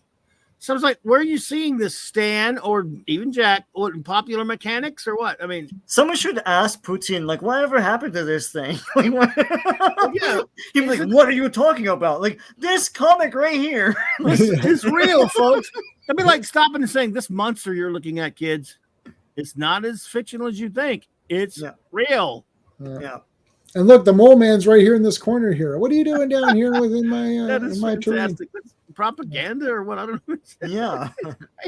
So they come up through the ground here, and then all this comes up. There's the That's a cool, H-Monger weird getting his machine. weapons, and here Yeah. he's in the made up a stand. Come on, my haters. Does he use the term haters My- at one point? He says haters in the He says, "I'm going to monetize my haters." That's what my he haters. monetize my haters. That's the new group, the Hate-Monger and the haters. Hate-Monger. We hate you all. We hate you. Yeah, Where's hate, that song hate, from- hate, That hate, song from hate, Star hate. Trek 4. And I hate you. And I despise you. Be right. You know, hope you're blue too. All right, so he's gonna blow this up. Boom, blow it up. This is crazy. Can he do this? What the Yeah, heck? he's grabbing that's the. fast. That's ridiculous because You those gotta be things are fast. moving supersonic speed, right? So Yeah, he Reed grabs Richards got the- super speed. yeah. All right, These here comes the guys made up today, Atlanteans. The only thing I had is hate is your hat. Made up a stanzing. Yeah, the made up the made up Atlanteans. That's too good, Sean. It's inspired. Man, Hey, look, he's turned into a bobsled. Wait, what is this? It's like oh my god, we're being attacked by a sled. Yeah. Matthew thinks I'm overusing the word hate. I'm sorry, Matthew. I hate to disappoint you. Like that. Yeah. I hate that I'm doing that. I hate to say it, but I hate that I'm doing that. That's really hateful. I'm going to use dislike from now. The dislike moniker. Yeah. He's Oh, the dislike monger. monger. Yeah. They shove it, yeah, and then he use a lowercase d. Yeah. And then if someone he's looking in the mirror, he's like, why do I have a lowercase b on? No, sir, you're just looking in the mirror, so it looks like a b, but it's why don't we just use uppercase letters? It'll make it easier to yeah, let's go with the like. Did they discuss it's like, we should really have a symbol. How about an H? Yeah, an H. Put an H on the front. That'd be cool. But don't make it a block. Make it kind of like all like a squiggly font, like to make it look a little bit weird. Yeah, let's do that. Just as an aside, that because I had to look up what the name of the movie was because I saw it so long ago. That digging machine and that warning that the Ruskies are working on it. That reminds me of I don't know if you've ever seen the movie what's it called? Battle beneath the. Oh, Battle Beneath the Earth. Have you seen that? That sounds familiar. Let me look it up.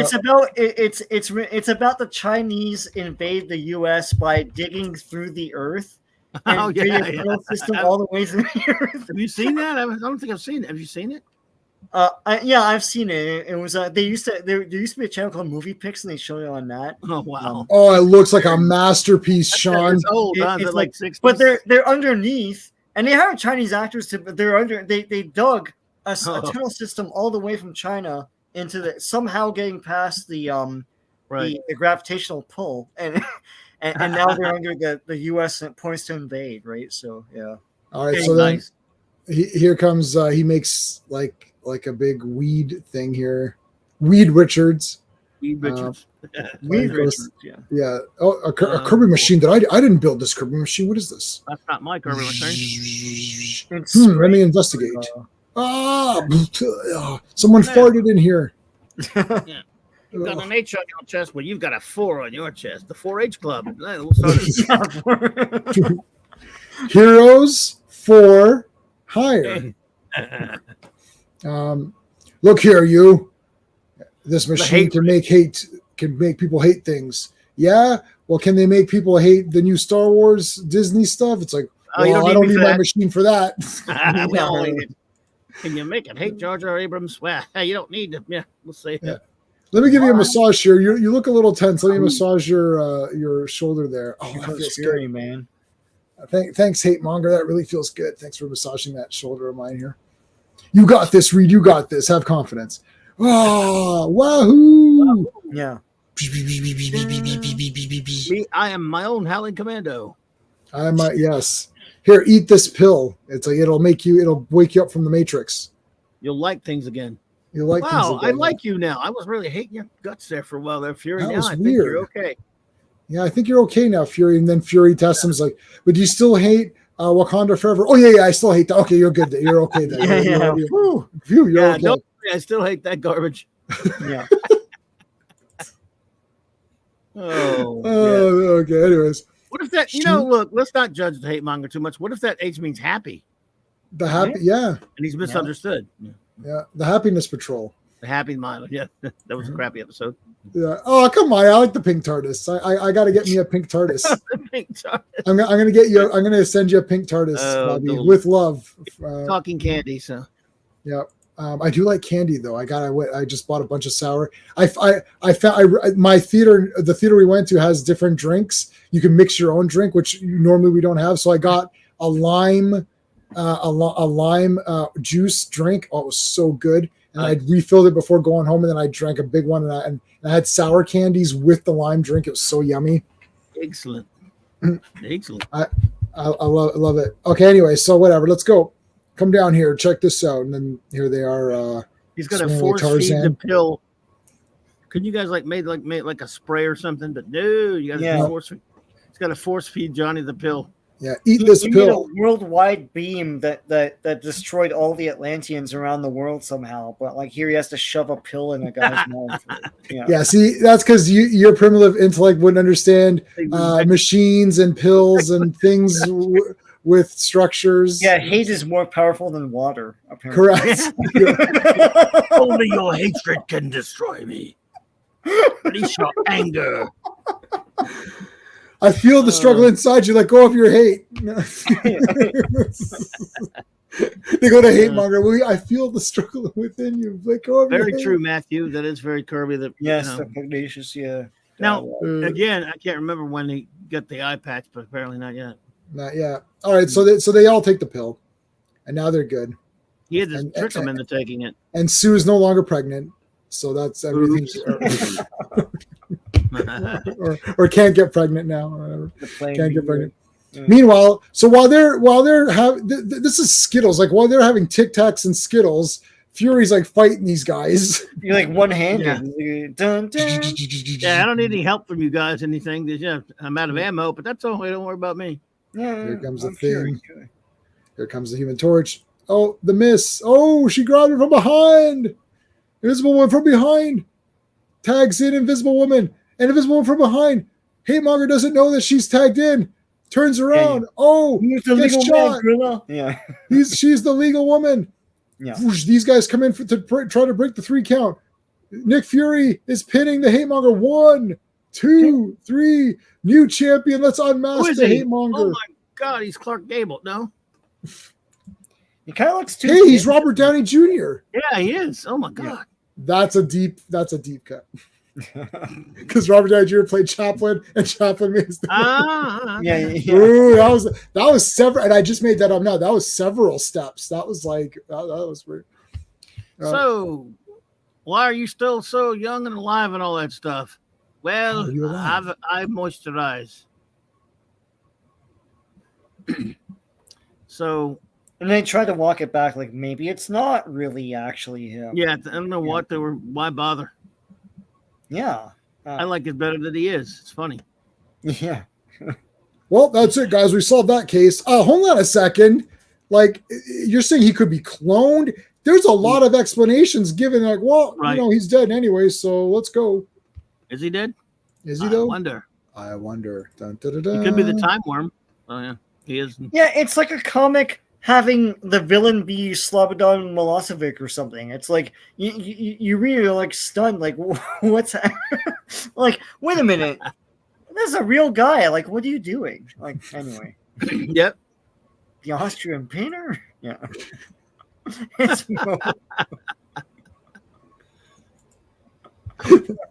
We are now, gentlemen, in Fantastic Four history and Marvel comic, all-time comics history category right now. Yes, there's a phrase in this one. Not only that, they're two landmark things for the Yes. Fantastic Four. right. Yes, A family relation and a saying, a line. And a power. yes, a power. Oh, yes, the power. Yes. I mean, there are three biggies in here. Yeah, they So- really leveled up this Yeah. character. Yeah, The All right. Fantastic Four volume only, number 22. Cover art, of course, by the great Jack Kirby. Dick Ayers on the ink, Stan Goldberg colors, and artist Mac on the lettering.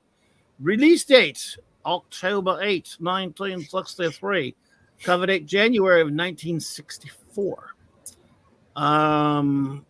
Written and drawn and created and all that good stuff by the great Jack Kane Kirby. Inker George Russo's letter Sam Rosen, and let's see, we got some. Do we have any first appearances in this one? Yeah, but no big ones. So, yeah, but we do have something. We have some firsts in this one, baby. Good Lord, this is. It almost, it's kind of interesting that, some new firsts would happen when your first villain returns. Yes. right. Yeah, Weird. Kirby eh? Machine looking good. This is Yeah. really good stuff here, man. This is when Sue starts realizing, because since you've read all these comics later after the fact with her, and the issues before she has the power, it always feels weird. Like, Sue should do this. Sue she can't do it yet. Oh, that's right. She can't do anything yet, but be invisible. But now, dim days are over. Yep. Here we go. Sue's powers, folks. Go for it. All right, so they're testing her out.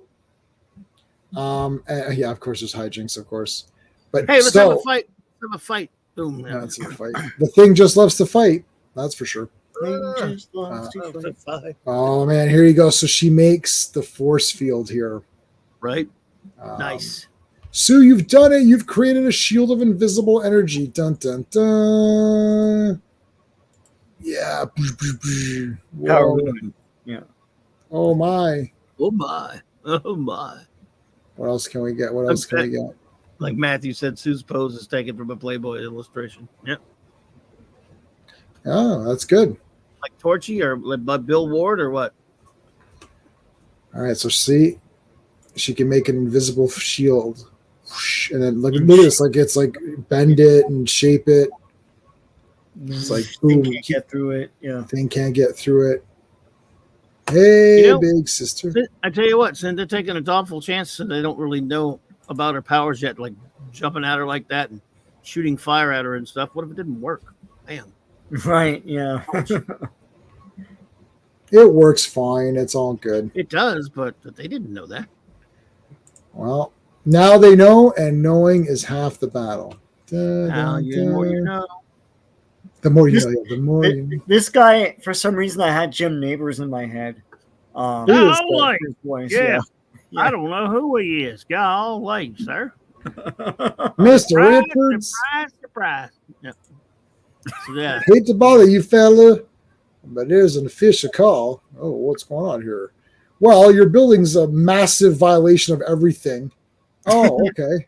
Yeah. Mrs. Well, it's Kravitz, fine. Mrs. Kravitz has been calling the cops. Yes.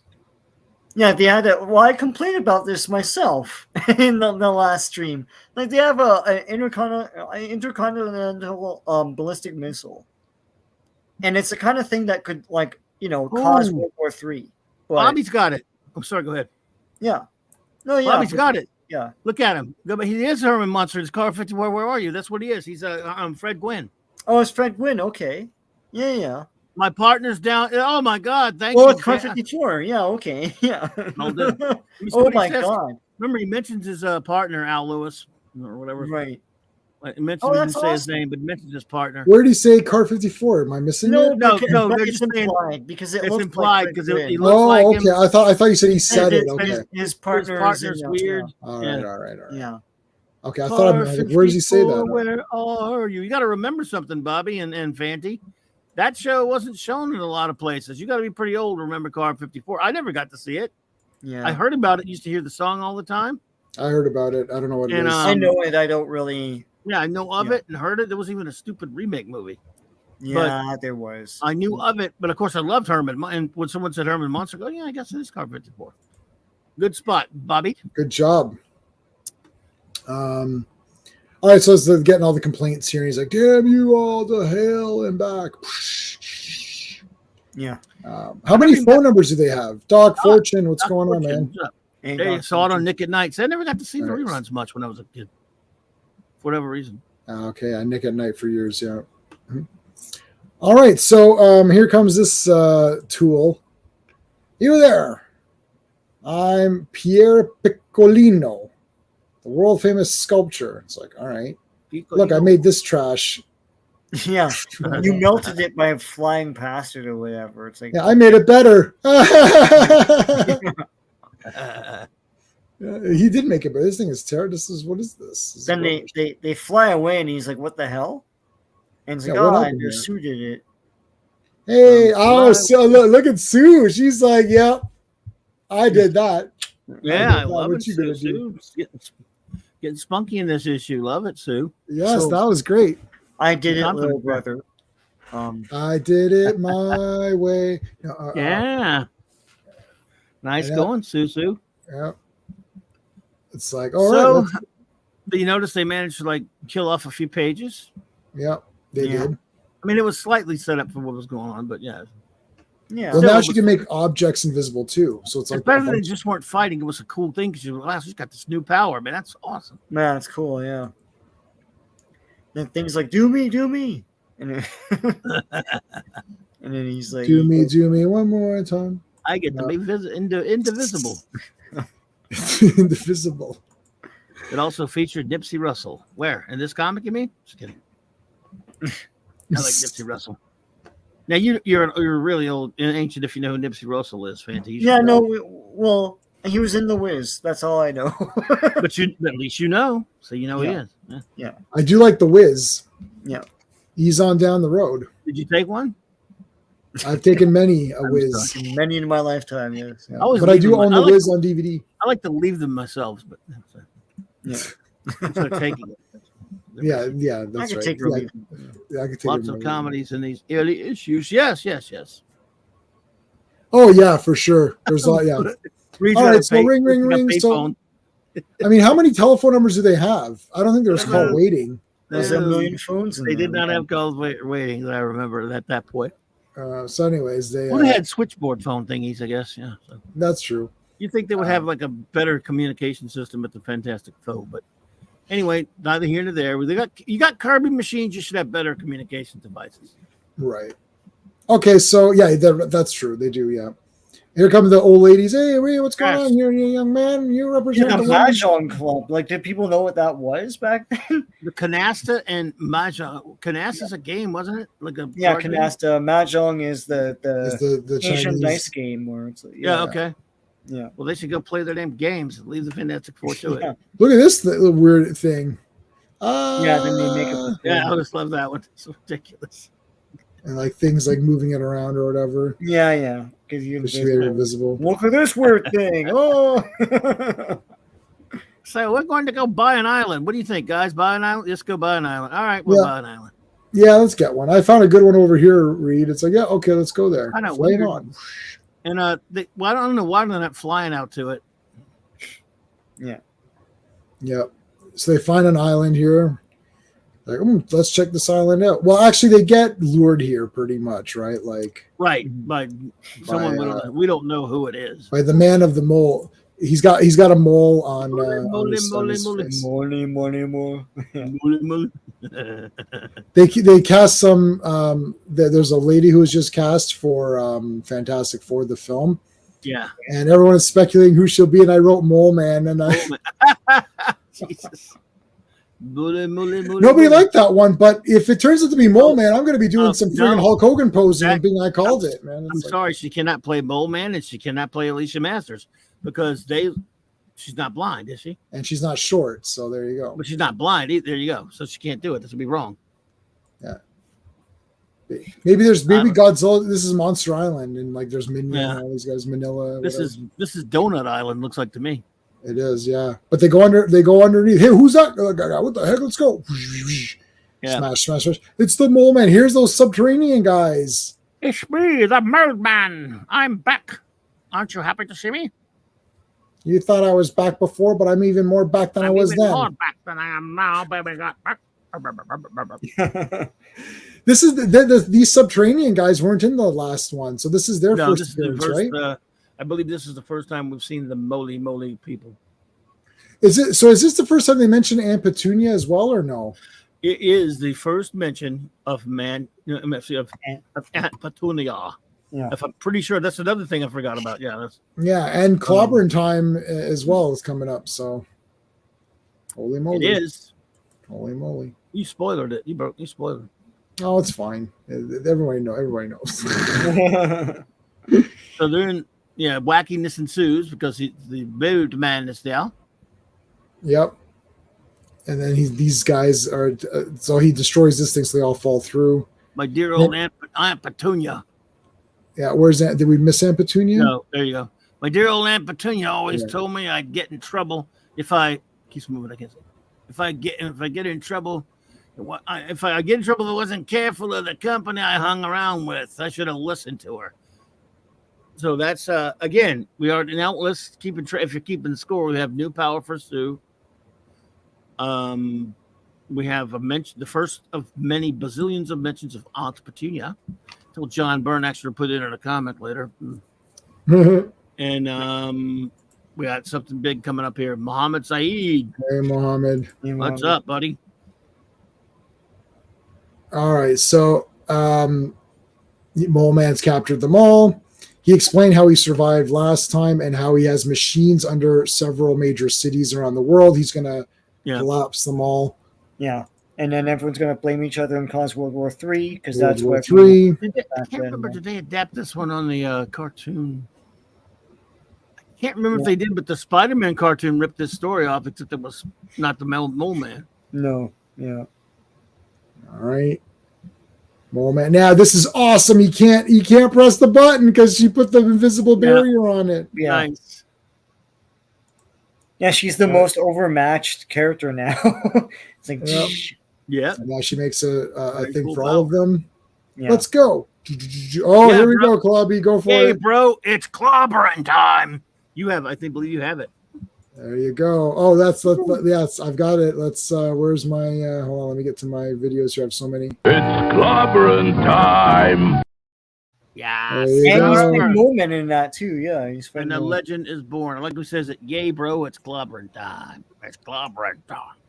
Yes. Yes, sir. Bro. There you go. That's my birth, folks. The birth of Clobby right there. Right there. Yeah, your birthday was on page 15 of Yes. issue 20. It was a In the 22. comic that came out 22. almost a year before I was born. Yeah. Wow. Moloids, yeah, Moloids. Moloids. Yeah. Do you have anything for that? Yes, take a preparation each. No. Maybe that was for Hate-Monger. Yeah. Remember in Austin Powers where he's like, oh, the first few preparations didn't work? And then this is Yep. Subterranea. A through G didn't work. He's like, well, sir, yeah, the preparation of the laser, yeah, A through G didn't work, so this is now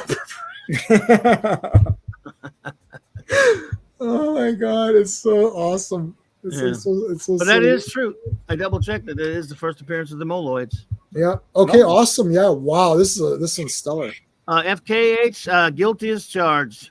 I will be. Not proud of it, but yeah. There you go. The big 06. Well, if I make it that far. I mean, we don't know yet because I haven't gotten there yet, have I? You just reverse the. That's what we do. If I make it, I'll be 6. I'm gonna be 6 years old. Cool. Yeah. I wish. You know how much fun I had when I was 6? I don't either because I can't remember, but I know it had to be great. Yeah. All right, so here, massive attack. These little guys can't really do much damage though, but Nah, they do get separated. Why are you beating us up, please? Oh no. We've fallen through these tubes. Hey, I'm dancing on a disco machine. It's the human chessboard. Bobby's only a year behind me there, Bobby. All right, brother. We reach, my friends. We are both old. At least you're not as old as me. That makes you. Well, you get a discount, yeah. Really? You get one? Okay. You know, I always forget. I'm told I could have got them at the movies, I think, and I always forget to ask for one. Remember, they didn't ask for one. You get. I just learned. Depends on where you are, I guess. In Canada, it's 55. You get seniors discount. Yeah. Oh man! You tell me all this time I've been getting the discount. Jeez. Yeah, you've been paying full price for those garbage Marvel movies you've been seeing. True. Wow. Wow. You know, I can't remember many of my birthdays, but it's a true story. My 50th birthday, I had a birthday of a 5-year-old because I went to my mom's. It was just after work. No big deal. My mom and my son and I went there, and he had her decorated with Batman Brave of the Bold stuff and a cake. Oh, that's awesome. Like, man, a 50-year-old having a birthday of a 5-year-old. I love it. There's nothing wrong, right? Yeah. No, I was happy. You know what I mean? My 40th birthday at work. This is at my office. They got me a Batman cake with a Batman Nice. and I was like, and I'm like, and it's like, Perfect. oh, are you gonna keep the Batman toy? It's like my son loves Batman. I'm like, well, I'm glad that your son loves Batman, but it doesn't sound like it's his birthday today, is it? So it's my Batman. Yeah, I got a Spider-Man cake one time for my birthday at work. Nice. And Nice. it came with a light up Spider-Man head that talked. And they're like, Whoa. oh, that's yours. They ordered the deluxe thing with a topper. Wow, that's great. So they're Nice. like, oh, that's yours. I'm like, oh shit, I got a present too, man. That's nice. Yeah. Niceness. Excellent. All right, so he's in cotton or something. He's trying So to get Ben out. busts They're all out easy trapped. enough. He gets out easy. Yeah, they're all trapped in some way. Alan Moore wouldn't approve. That's true, Matthew. Alan Moore doesn't approve of anything. No, Alan Moore is just let just leave it. He did great comics and just leave it at that. Yeah. Yeah. There's no point in talking to him. He's just a mess now. I'll get a rock on me birthday. Yeah. Yeah. So it's like this is like she's trying to find the invisible swordsman. No, she's trying to find the invisible doorway. There it is. Yes. I made it. Sue is the superhero of this one. Yeah. Big More time. farting. Oh, it's a mole man fart. PU. Or is it fard FARD, which means to apply makeup. Okay. Fard. Look, he's all flat. German word. He's doing his interpretation of the earth. Yeah, that was strange. He just like busts out of that. I mean, but whatever works for you. Right. Johnny's clever there. Yeah, he uses the ice as a tool. Yeah. And then smashes stuff. Yeah. Smashes through. He's beating up these little fellows. There's the mole man. Like, what does he do? Trip him here? It's like, what the heck? I can't see anything. I can't see a damn thing around here. Whoa! There's the stretch. Nice. Bring him back Wind up. The pitch. Boom. And do the big kick. Here comes some boulders. Boom, blow the boulders up. Mole Man jumps through. Nobody does a 9-panel, 12-panel page like Kirby does. He can tell you a lot in just one page. It's just amazing. This is crazy. A lot goes on here. Even in the smaller panel, like the more when you have like anywhere, that's like a 9-paneler right there, I believe. This is 9, yeah. It's just everything's kinetic with him, and just it moves at the act. And this is when he's really developing that. He's not even at his peak yet, which is amazing. I mean, don't get me wrong. At this point, he's been in the business 20 years, but he spent a lot of time at the war, and then he's been doing stuff. But he's still refining his craft and getting better and better right now. So everything he does is exciting. This whole thing is awesome. Like looks cool. She's coming out of invisibility. You got all these guys with like massive shit going on over here with this like ship here too. They're like, he's fighting these guys, swinging this crap at them. Here comes Mole Man trying to go press that button. Goes to hit the button. So that's what Reed wanted us to get off the island, because they all. He's like, we got to get out of here. They're like, no, they're gonna blow shit up. And it's like, no, we got to. So that's why Reedy Boy wanted us to skedaddle off the island. Old boss man fixed it so that Shorty blew his own little island right out of the map, right off the map. How about that? Absolutely, Matthew. No question about it. Kirby Ditko and a few others. There's nobody at DC that did this kind of layout right there at this point. Now, where are we at? Before we do the final credits, guys, make sure everyone here, we had about over 30 people watching, so make sure everyone is subscribed to Sean and Clobby. So I'm not sure if we've had new people here. I have a lot of people watching through X, so that's great. If you wouldn't mind checking out Sean's channel and Clobby's channel, make sure you guys are subscribed and putting it in the chat. I don't know if you can see the chat on X. You might not be able to. But if you do go to the stream, you can see it in the description later. So make sure you guys are subscribed. This is the final issue of tonight, Doctor Doom. It's an issue, and it's Doctor Doom. So that's it. We're going to talk about it. So make sure you guys on Clobberin Times channel, and make sure you're on Sean's channel. All right, let's do it. Fantastic Four volume only, number 23.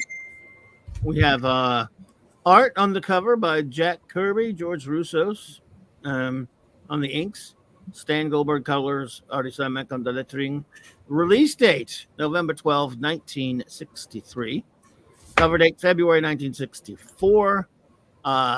Story and art, story and pencils and art, and creation by Jack King Kirby. Inker, George Russos, and Sam Rosen on the letters, and there you go. Okay, I mean, look, this is awesome. Trio. I know this is a bit goofy, but like, look how, like, you know what? These last few, somebody said this earlier. I don't remember who it was in the chat about these pinup pages. Like, these first pages are super pumped up. Like, there's like always some cool shit going on. This is awesome. It's like right away, Monster like reads like reaching out like into the viewer, trying to grab guys.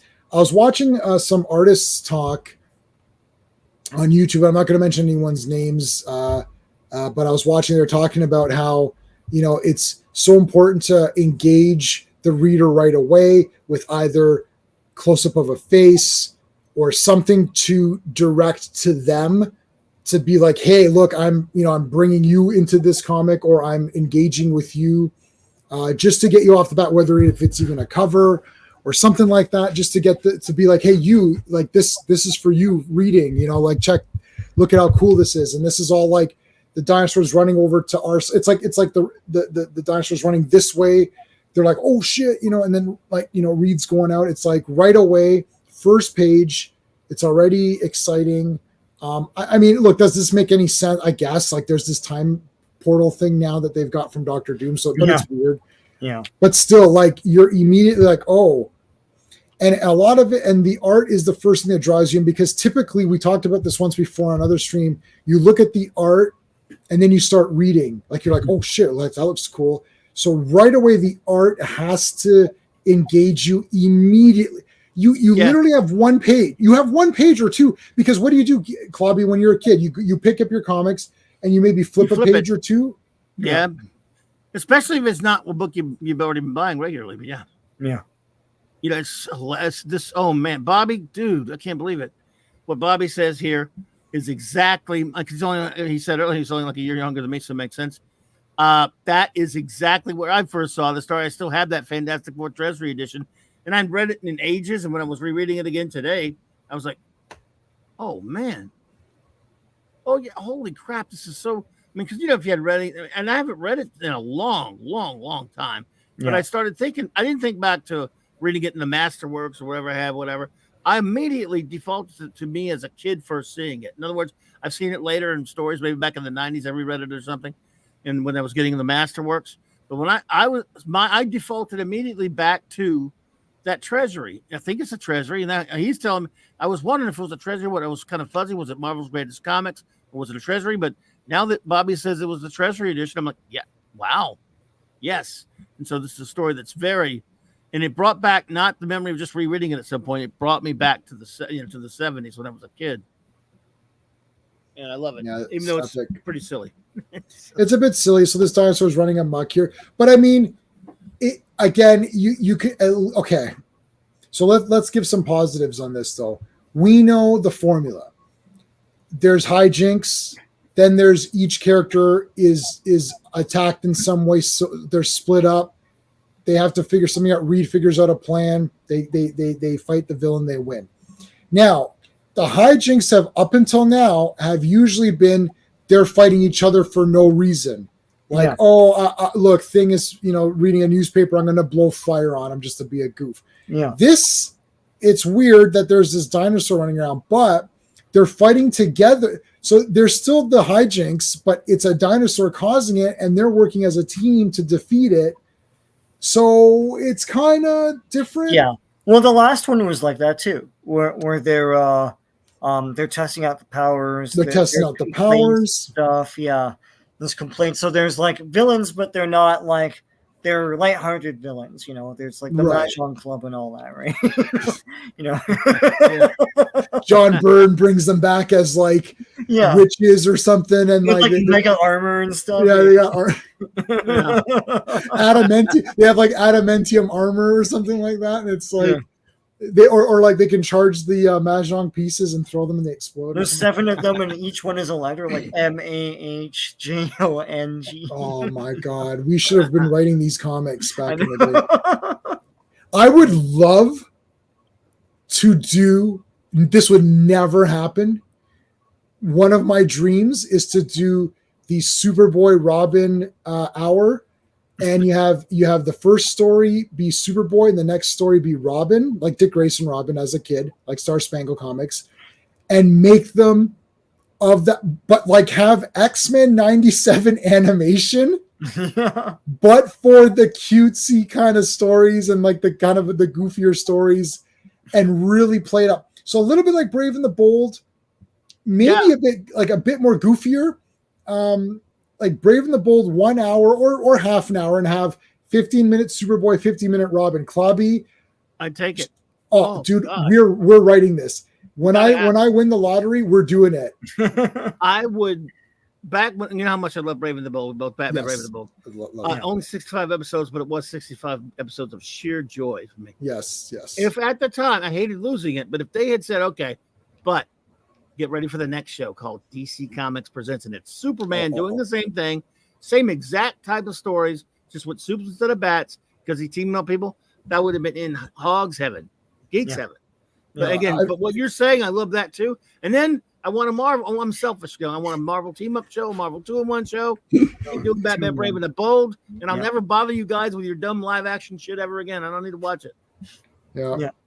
I love DC Presents. I almost got the entire series. I love my first ever. One of my first appearances on your show was for the DC Presents. Yeah, that's right. Well, when I did my specials about all the team-up books. Yeah, they're all good.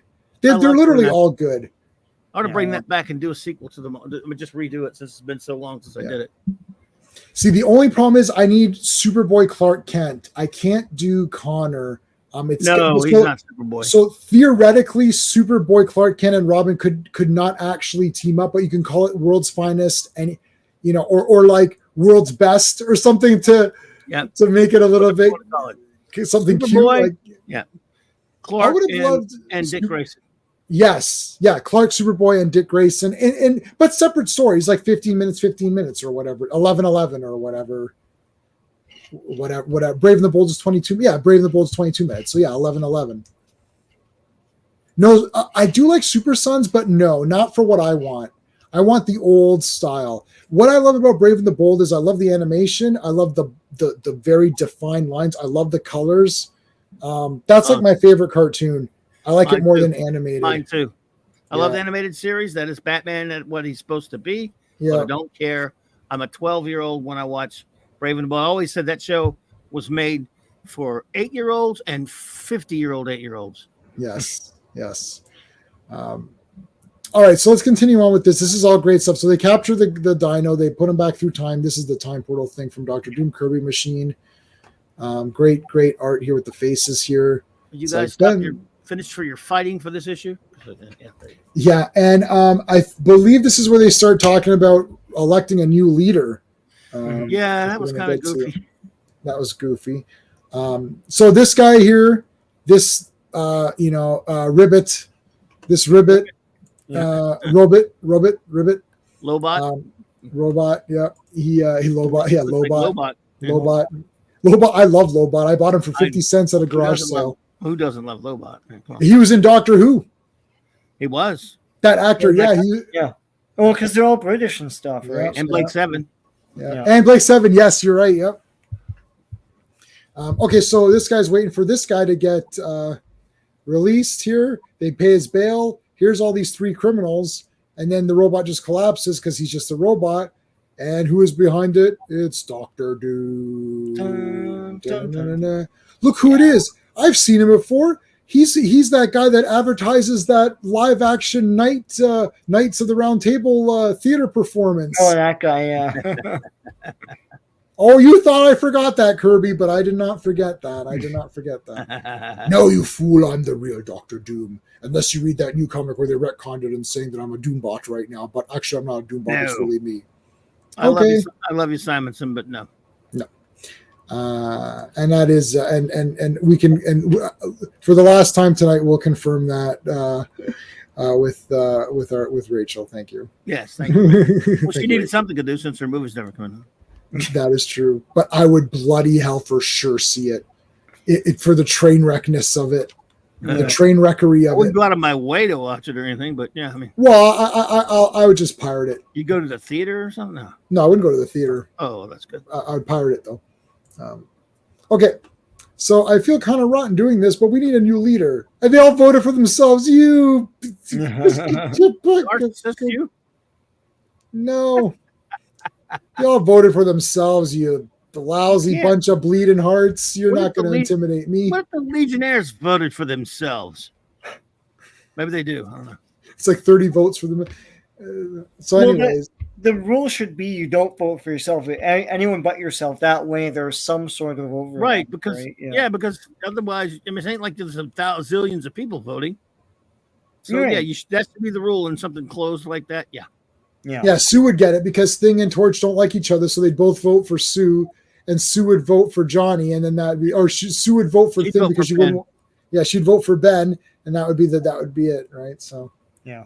So they fight over it because we haven't had a fight in this issue. We need to fight. Yeah. Look at this fly swatter. Swatter, yeah. It's a flaming fly swatter of death. Now it's the flame rain ninja shuriken, and then there's the asbestos carpet. Yeah. Asbestos. So now they're fighting here with an invisible mattress. Yeah. Look at Reed. He's like, "Are you guys for real right now? Is this actually happening?" Like, so he wraps them up. It's like, you guys are a bunch of idiots. Oh no, I'm not an idiot. Here, sweep the floor, you losers. Meanwhile, Doctor Doom's getting shit done. Doctor Doom is the Decepticons, where the Autobots continuously play games and do stupid things while the Decepticons are making plans to rule the world. Doing shit. And this is not the first time where he imbues guys with powers. That happens all the time. Like the terrible trio, so I think this is the first time he did it, but yeah, he's... Yeah, and I remember Titania and all that, so yeah. Oh, yeah. I bet you they teleported the Dino to the Klingon ship. Nah. If you worked as best To a cash settlement. You might be entitled to cash settlement. Yeah, or you're probably already... call Celino and Barnes or whatever. Celino and Barnes, injury attorneys. Call 854-2020. I know this number. It works, man. I don't even... We don't even live in that state, and I know what their number is. I know what their number is, and I know hurt in a car. Call William Matar. 444-444. Wow. Yeah. Well, Celino and Barnes broke up. And oh no, that's like the Beatles breaking up, buddy. Know, that's what that's.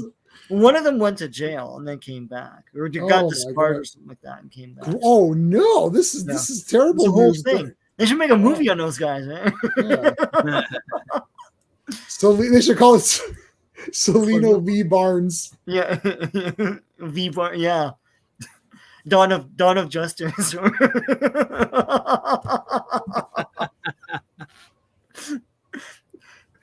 It's like Celino, it's like Barnes, and they run towards each other, and then it's like, it's like Martha. What? Where do you say that name? And it's Celino v. Barnes, the decline of justice, the Twitter handle will be like #CVB.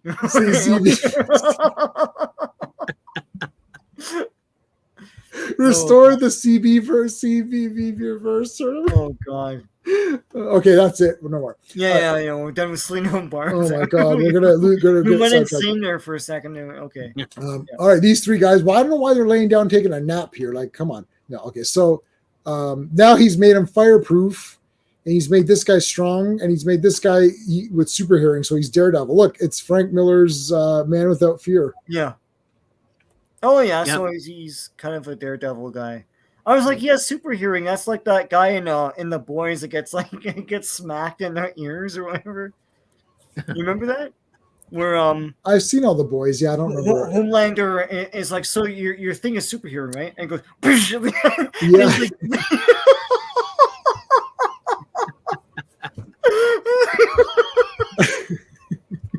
why'd you say that? Like, anyway, yeah. Do you see? No, I don't see. Yeah. It's like, no, stop it. Don't do that. Odin! No, okay, never mind.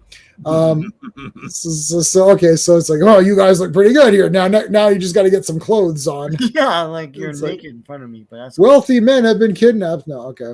It's like, have you read the news? Only it's like, and look, it's exactly right here. Yeah, they gave him a cool out of nowhere. Then they put it in the paper like Johnny Storm, the Human Torch, has been given a car for some reason by this extra. Read all about it. Human Torch to get Marvel car because the DC car was taken. Yeah. Okay, so another letter from the Yancey Street gang, I'm gonna go and take care of those guys. And it's like, oh, Reed, I can. What was her thing again? I don't know. Okay, so whatever. He goes to get his car. Look at this car. It's awesome. Yeah. Here, if you press this button, it drives, and then take a smoke here. Hey, buddy, don't smoke. Don't you know it's bad for your health? Oh yeah. I'll smoke you. And he attempts murder basically here. He attempts to kill him. Yeah. It failed. See, he knew it would fail. I think deep down he knew it would fail, so that's why he attempted it. It's like, I bet you're pretty confident, guy. You're Mr. Mahara. You're probably fireproof, right? You're probably fireproof. Let's find out, shall we? Yeah, exactly. Bobby gave me the Mach 5. Yeah. Mach 5, yes. I have the Mach 5 right there. I got a Johnny Lightning one. Oh, nice. What's the name of that movie, On the Beach? In the beginning, there's I can't remember the name of the star who's driving a race car, On the Beach is a depressing movie, but like, Yes. but the car looks exactly like the Mach 5. It's crazy. Oh, wow. It's exactly like a live action thing. Yeah, Gunga Din. Nice. He calls him Gunga Din, yeah. Okay. Yeah. Oh, saw what that. a dude. Anyway, JS, they're gonna cancel you, buddy. disappointing me, man. They're gonna cancel you. You're not gonna be in the. You're gonna be recast in the movie now. How do you? You're unconscious, but you stay flamed on. So Yeah. Oh, and he releases the FARD. he's like touching the dude on fire. Just, yeah, it's fine. I like his face though. Yeah, it's great. Absolutely. That's good. And then Ben is a letter pissed him off so much he decides to go down to Yancey Street, and he helps the kid, and it's just not good enough. I don't want to be helped by you, you jake. Yeah, I hate you. Kicks him in his knee. The hate-monger's ray is not worn off of this kid and the Yancey Streeters. They didn't take the pill. This guy punches him comes in through the manhole, throws him up in the air, I'll never forget grabs this. this thing, scraps him around, That's cool. Nice. breaks I'll turn you back through. into Ben Grimm and kick your face in. That was a good idea. Yeah. That was a legit good idea. Yeah, I mean it's fake how he had that technology, but like Doom could do that, though. now he's like, oh shit, I'm human again. Now I can beat the crap out of you. Punch, punch. Yes, good, you've done well. I'll turn this knob here. Yeah. Hey, Sue baby. Hey, what's going on? Pretend I'm an enemy that just snuck up behind you, and now I'm like a chain link thing. What the hell? That's weird. Yeah, he's like acting like Kato from the was that his name in the Pink Panther movies? When he just he just attacks himself. Yeah. He just attacks him to just to like so Just he to can test you. Yeah. And then she gets out and like, oh, my hair is perfect. This is nice. Ooh, sitting on this is very suggestive here. Just like a woman. Everything I do is for your own good, but you're too scatterbrained and emotional to realize it. Wow. All right, I can play it your way, Miss Storm. Go polish a test tube, you jerk off. That man, I know he's right, and that's why I'm angry. Oh, if only wow. he understood females better. I'd stand. Sure. Stan, we're gonna have a problem. This is when I'll give Stan credit. Blame or whatever. Yeah. Miss Storm, you're a very attractive woman. Here's some very attractive flowers for you. Wow, you're a very attractive man. It's like, Wouldn't I Reed don't be know. jealous? I'll be happy to explain. Beautiful. The flowers have a special secret ingredient. It's like ha ha ha. He's trying to turn invisible here, but like, it doesn't matter. He has super hearing or whatever, and he has super hearing and a ray gun a gas gun. Sorry. Yeah, fart gun. Yeah. You stole that from the Green Hornet, you piece of garbage. That's right, and I'm also green, so it's like it's full. Yeah. So take that, Green Hornet. Ha ha ha ha ha. Now I'm gonna call Reed over. Yeah. Hey, down here, Reed, hurry. Whoa, I've been in capsule. I'm in a square box thing. I'm in a transparent box, and the thing's a robot. Oh no. Thing bot. Dun dun dun. Yeah, now that I captured you, though, we don't need this thing bot anymore. Well, like Dr. Doom doesn't even care about his own inventions. It's like he just destroys it. You can't look at two thingies. So right, here's your payment. Here's your payment, $5,000 each. That's kind of cheap, but we'll take it. And I'm sending you into another dimension in the Phantom Zone until I need you again. Wow. Yeah, how are they going to spend the money there? Yeah, I guess not. Hey, why bother giving him the money if you were going to do that? You just fit your money off to it, but he just said $15,000 to another dimension. Yeah. It's probably fake money. Yeah, it's probably fake. They all have Dr. Doom's face on it. It's probably the machine that transported him there or something. That was like in Street Fighter, the Van Damme movie, where it was all Bison's face. Yeah. It was $1 Bison will be worth many American dollars. It's like, can I just get American money? Yeah. Remember in Mystery Men, he's like, that's why your garden variety mad scientist is usually just better than your your garden variety scientist is always going to be better than your mad scientist. It just works out that way or whatever. But when they go to get the weapons or whatever, and then he's like, I don't make weapons that kill. They're like, oh, what was the point of coming here? All right, so here's your money. They poof away. The Fantastic Four wake up. They work together. This is so she puts the invisible force field kind of like here so that he could break away from it. It was a little bit, I don't get how exactly, like, what is she saying here? That's it, Ben. Pull my force field will stop the current. So there's electrical current that goes through it. It snapped it, I guess.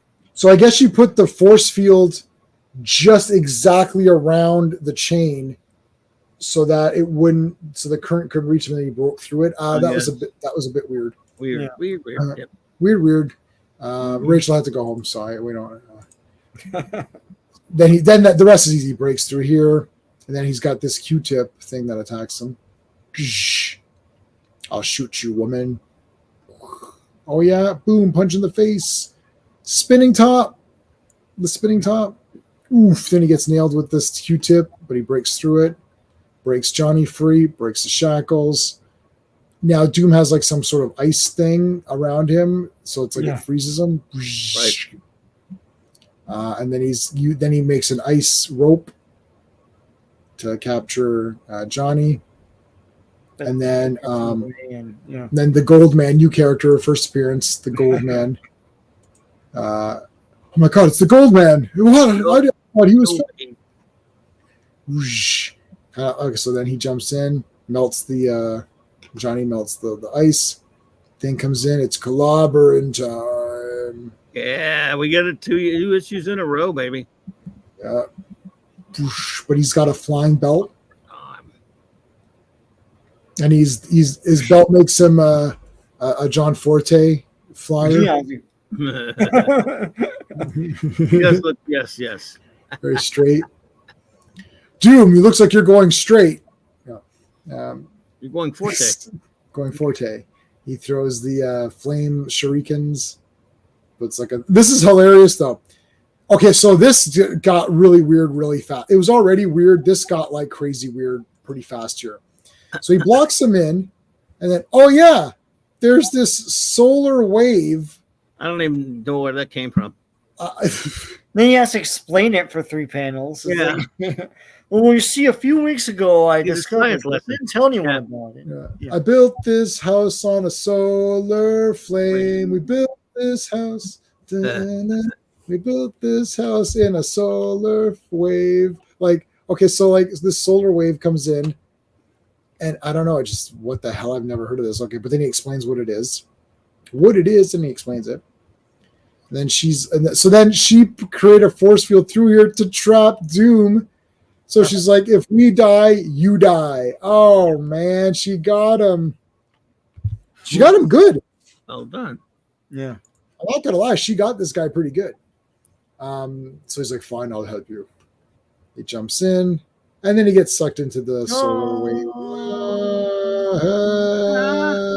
Oh no. Well, that's it for Dr. Doom. We'll never see him again. Quick, soon. Let's get through this hole. Like, oh yeah, none of this is Stan Lee. No.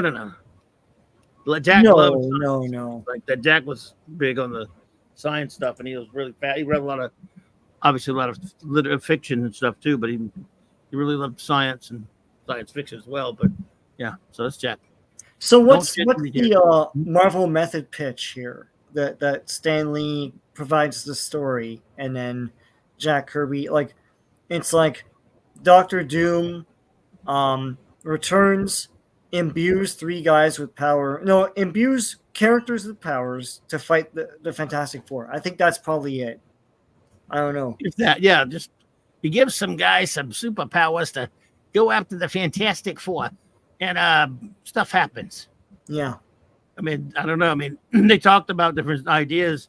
I'm sure they got together on the new power from the last issue, and I don't know. Yeah.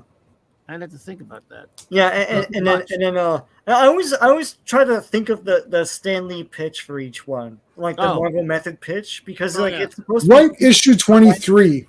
Yeah, he provides a story, and then Jack Kirby just does a thing. I always stick on the whole Fantastic Four meet God or whatever, and then Jack Kirby plots out 3 issues, and then one of them is there's a Herald, and then it's Silver Surfer, and then Stan Lee's like, who's this guy? It's like, well, if he's so cosmic, he needs a herald to herald him in. And it's like, oh, so he totally created that guy and that concept and that whole story for that issue himself. Which Stan admitted the part about Surfer, but the story conferences were using stuff like that. Now, an issue like this, I don't know, kind of been along the lines of, well, if Doctor Doom needs to come back because it's easier, everyone likes him and he's been popular. What about if, let's see here, he hires some guys and gives some criminals and gives them superpowers so they can lure the Fantastic Four into something or other and attack them. What do you think about that, Jeff? That's it. Whatever you say, Stan. That's about Stan's input, pretty much. And then it's on the telephone call, or something. They weren't in the office together that much. They were at this point a little bit still, but basically, if I were to hazard a guess, I'll tell you this: he didn't write anything, like physically write anything about it. No, he then put the balloons in and all that. Yeah, when Jack brought the art back. Notes. Yeah, right. Jack had notes in the margin. Sometimes he even had lightly penciled words in the balloons, but Stan would definitely put whatever he wanted in the balloons and in the captions. And that doesn't mean Jack didn't do crazy story stuff too sometimes. But as far as dialogue was almost always Stan, at least especially at this point. I mean, you're right. Because I look at something like this sequence, for example, is Jack Kirby because it's so visual. It's like, how are you explaining this to somebody? He just did it. No way. No way. And you look at, we said this last week too. We say this all the time. If you look at the paneling and the action that happens in each thing, like there's some fights where, or even just hijinks where Reed Richards is a different thing in each panel. And it's like, there's no way someone's telling Jack Kirby, in this thing he's a ball, and in this thing he's a bat, and in this thing he's a coil. It's just Jack Kirby doing that, Yeah, for sure. Yeah. Well, yeah, because like Stan didn't say, oh, in this panel, do this. Like my interpretation of writing, let's just finish this off so that they get through here. Yeah. Like, let's just, like, we got like 3 panels left here. Okay. Yeah. So he gets through here, and then this wave here goes away, and then it's back to normal. And they literally say, oh, don't worry, Doom will be back. They literally say Doom will be back. So it's yeah. It's like James Bond will return or whatever. Yeah. So there, lets me put you back there. Did you you guys want to see my new acquisition along the lines relevant to apropos of what we're talking about? Yeah, go for it. Yeah. I gotta find it first. Sorry. And let's just say the next is 24, 25, 20, like the next, right? 24, 25, 26, 27. No annuals now, right? Sure. There we go. Got this today. I was shocked I was able to get it. Oh, you got it. Yeah. Yeah, buddy mine found it at Target. We thought we weren't going to be able to find it because these things are like way double the price on eBay, but they had it at Target. Awesome. Oh, It's my Jack. God. That's cool. I had to have it. I mean, I don't know much about the Turtles, and I know it's NECA, but yeah. Oh, So my good. God. That is awesome. yeah, I had to have it. Jack. That is awesome. See you, Joe Dog. Hi, All right, so the next one's 24, 25, 26, 27. Nice. Oh, man. Oh, my Monday. goodness. Yes, sir. The Legion. Legion. Love it. All right, what's everyone doing tonight then? Are you going on Nick's channel, they're Clubby? getting started now. I'm about to go over there in a minute. Yep. But Okay. yes, sir. And just talking some Amazing Spider-Man over there with the gang. They're reviewing some issues of that. 49, 50, 51, 52, I think. So 50. Well, that's a great area. John Romita. Oh, man. And then Saturday Night Star Trek tomorrow night. 4 more episodes. Only 2 episodes of Voyager tomorrow night because it's the season finale of season 6. It's not six. It's not six. Terrible. Yes, it is, but I can only have to be. Oh, you guys are so. This is so. Thanks for having me. I'll have to troll that stream and then get everyone. Yes, I'm gonna get everyone riled up. You should. And I'd be like, this doesn't sound like real Star Trek fans. True. This sounds like gatekeepers to me. And then Sounds like everyone's gonna be like, yeah. The hate rate didn't wear off. I didn't get that pill thing. Remember, some guy called me a gatekeeper and then didn't watch my videos anymore. It's like, oh, Oh okay. yeah. Well, you stop keeping those gates, dude. Cut it out. I didn't. It was the lightest gatekeeping ever. I was like, I don't really consider JJ real Star Trek. Oh, you're a gatekeeper. It was the most casual line I've ever said. I said nothing. I was like, I didn't say you shouldn't like them or they're not. I said I don't consider it Star Trek. Lots of people don't. Quentin Tarantino didn't, and then he told everyone about it. He told J.J. Abrams to his face, like, this is stupid. And then he said that J.J. Abrams told him, yes, it is stupid. Yeah, because he's like, wait, he goes, this isn't the young Spock. So this like, is the real Kirk? No, what is this? Like, yeah. He's a superhero for that. He's a superhero for that. Yeah. All right, Sean. Yeah, go ahead, Sean. What do you got going on? I got comic reviews coming, and also I'm going to shoot a bunch of videos for magazines and things that I have. Just go through them page by page. All right. What were you going to say, Clobby, there? You're going to say something? Oh, nothing. I was going to say I'm going to have to go ahead and run okay. over there. Sorry to cut out on you so quickly. Yeah. They're starting up, so. We're done anyways. This Tuesday, though, we are going to do Dazzler. So there you go. That's nice. And we got Heroes for Hire there. Woohoo. Yeah, wow. That's awesome. So there you go. All right, folks. Cool on that, man. Anyway, yeah. Yep. All right. Well, that's it for everybody. Thank you so much to everybody. Thanks to the panel. Thanks to everybody in the chat. We appreciate you guys. That's it. Till all are one. And until next time. See you. Good night, everybody. Hey, friends. You've just been listening to J-Man. And he is the smartest person who ever lived. So make sure you like and subscribe.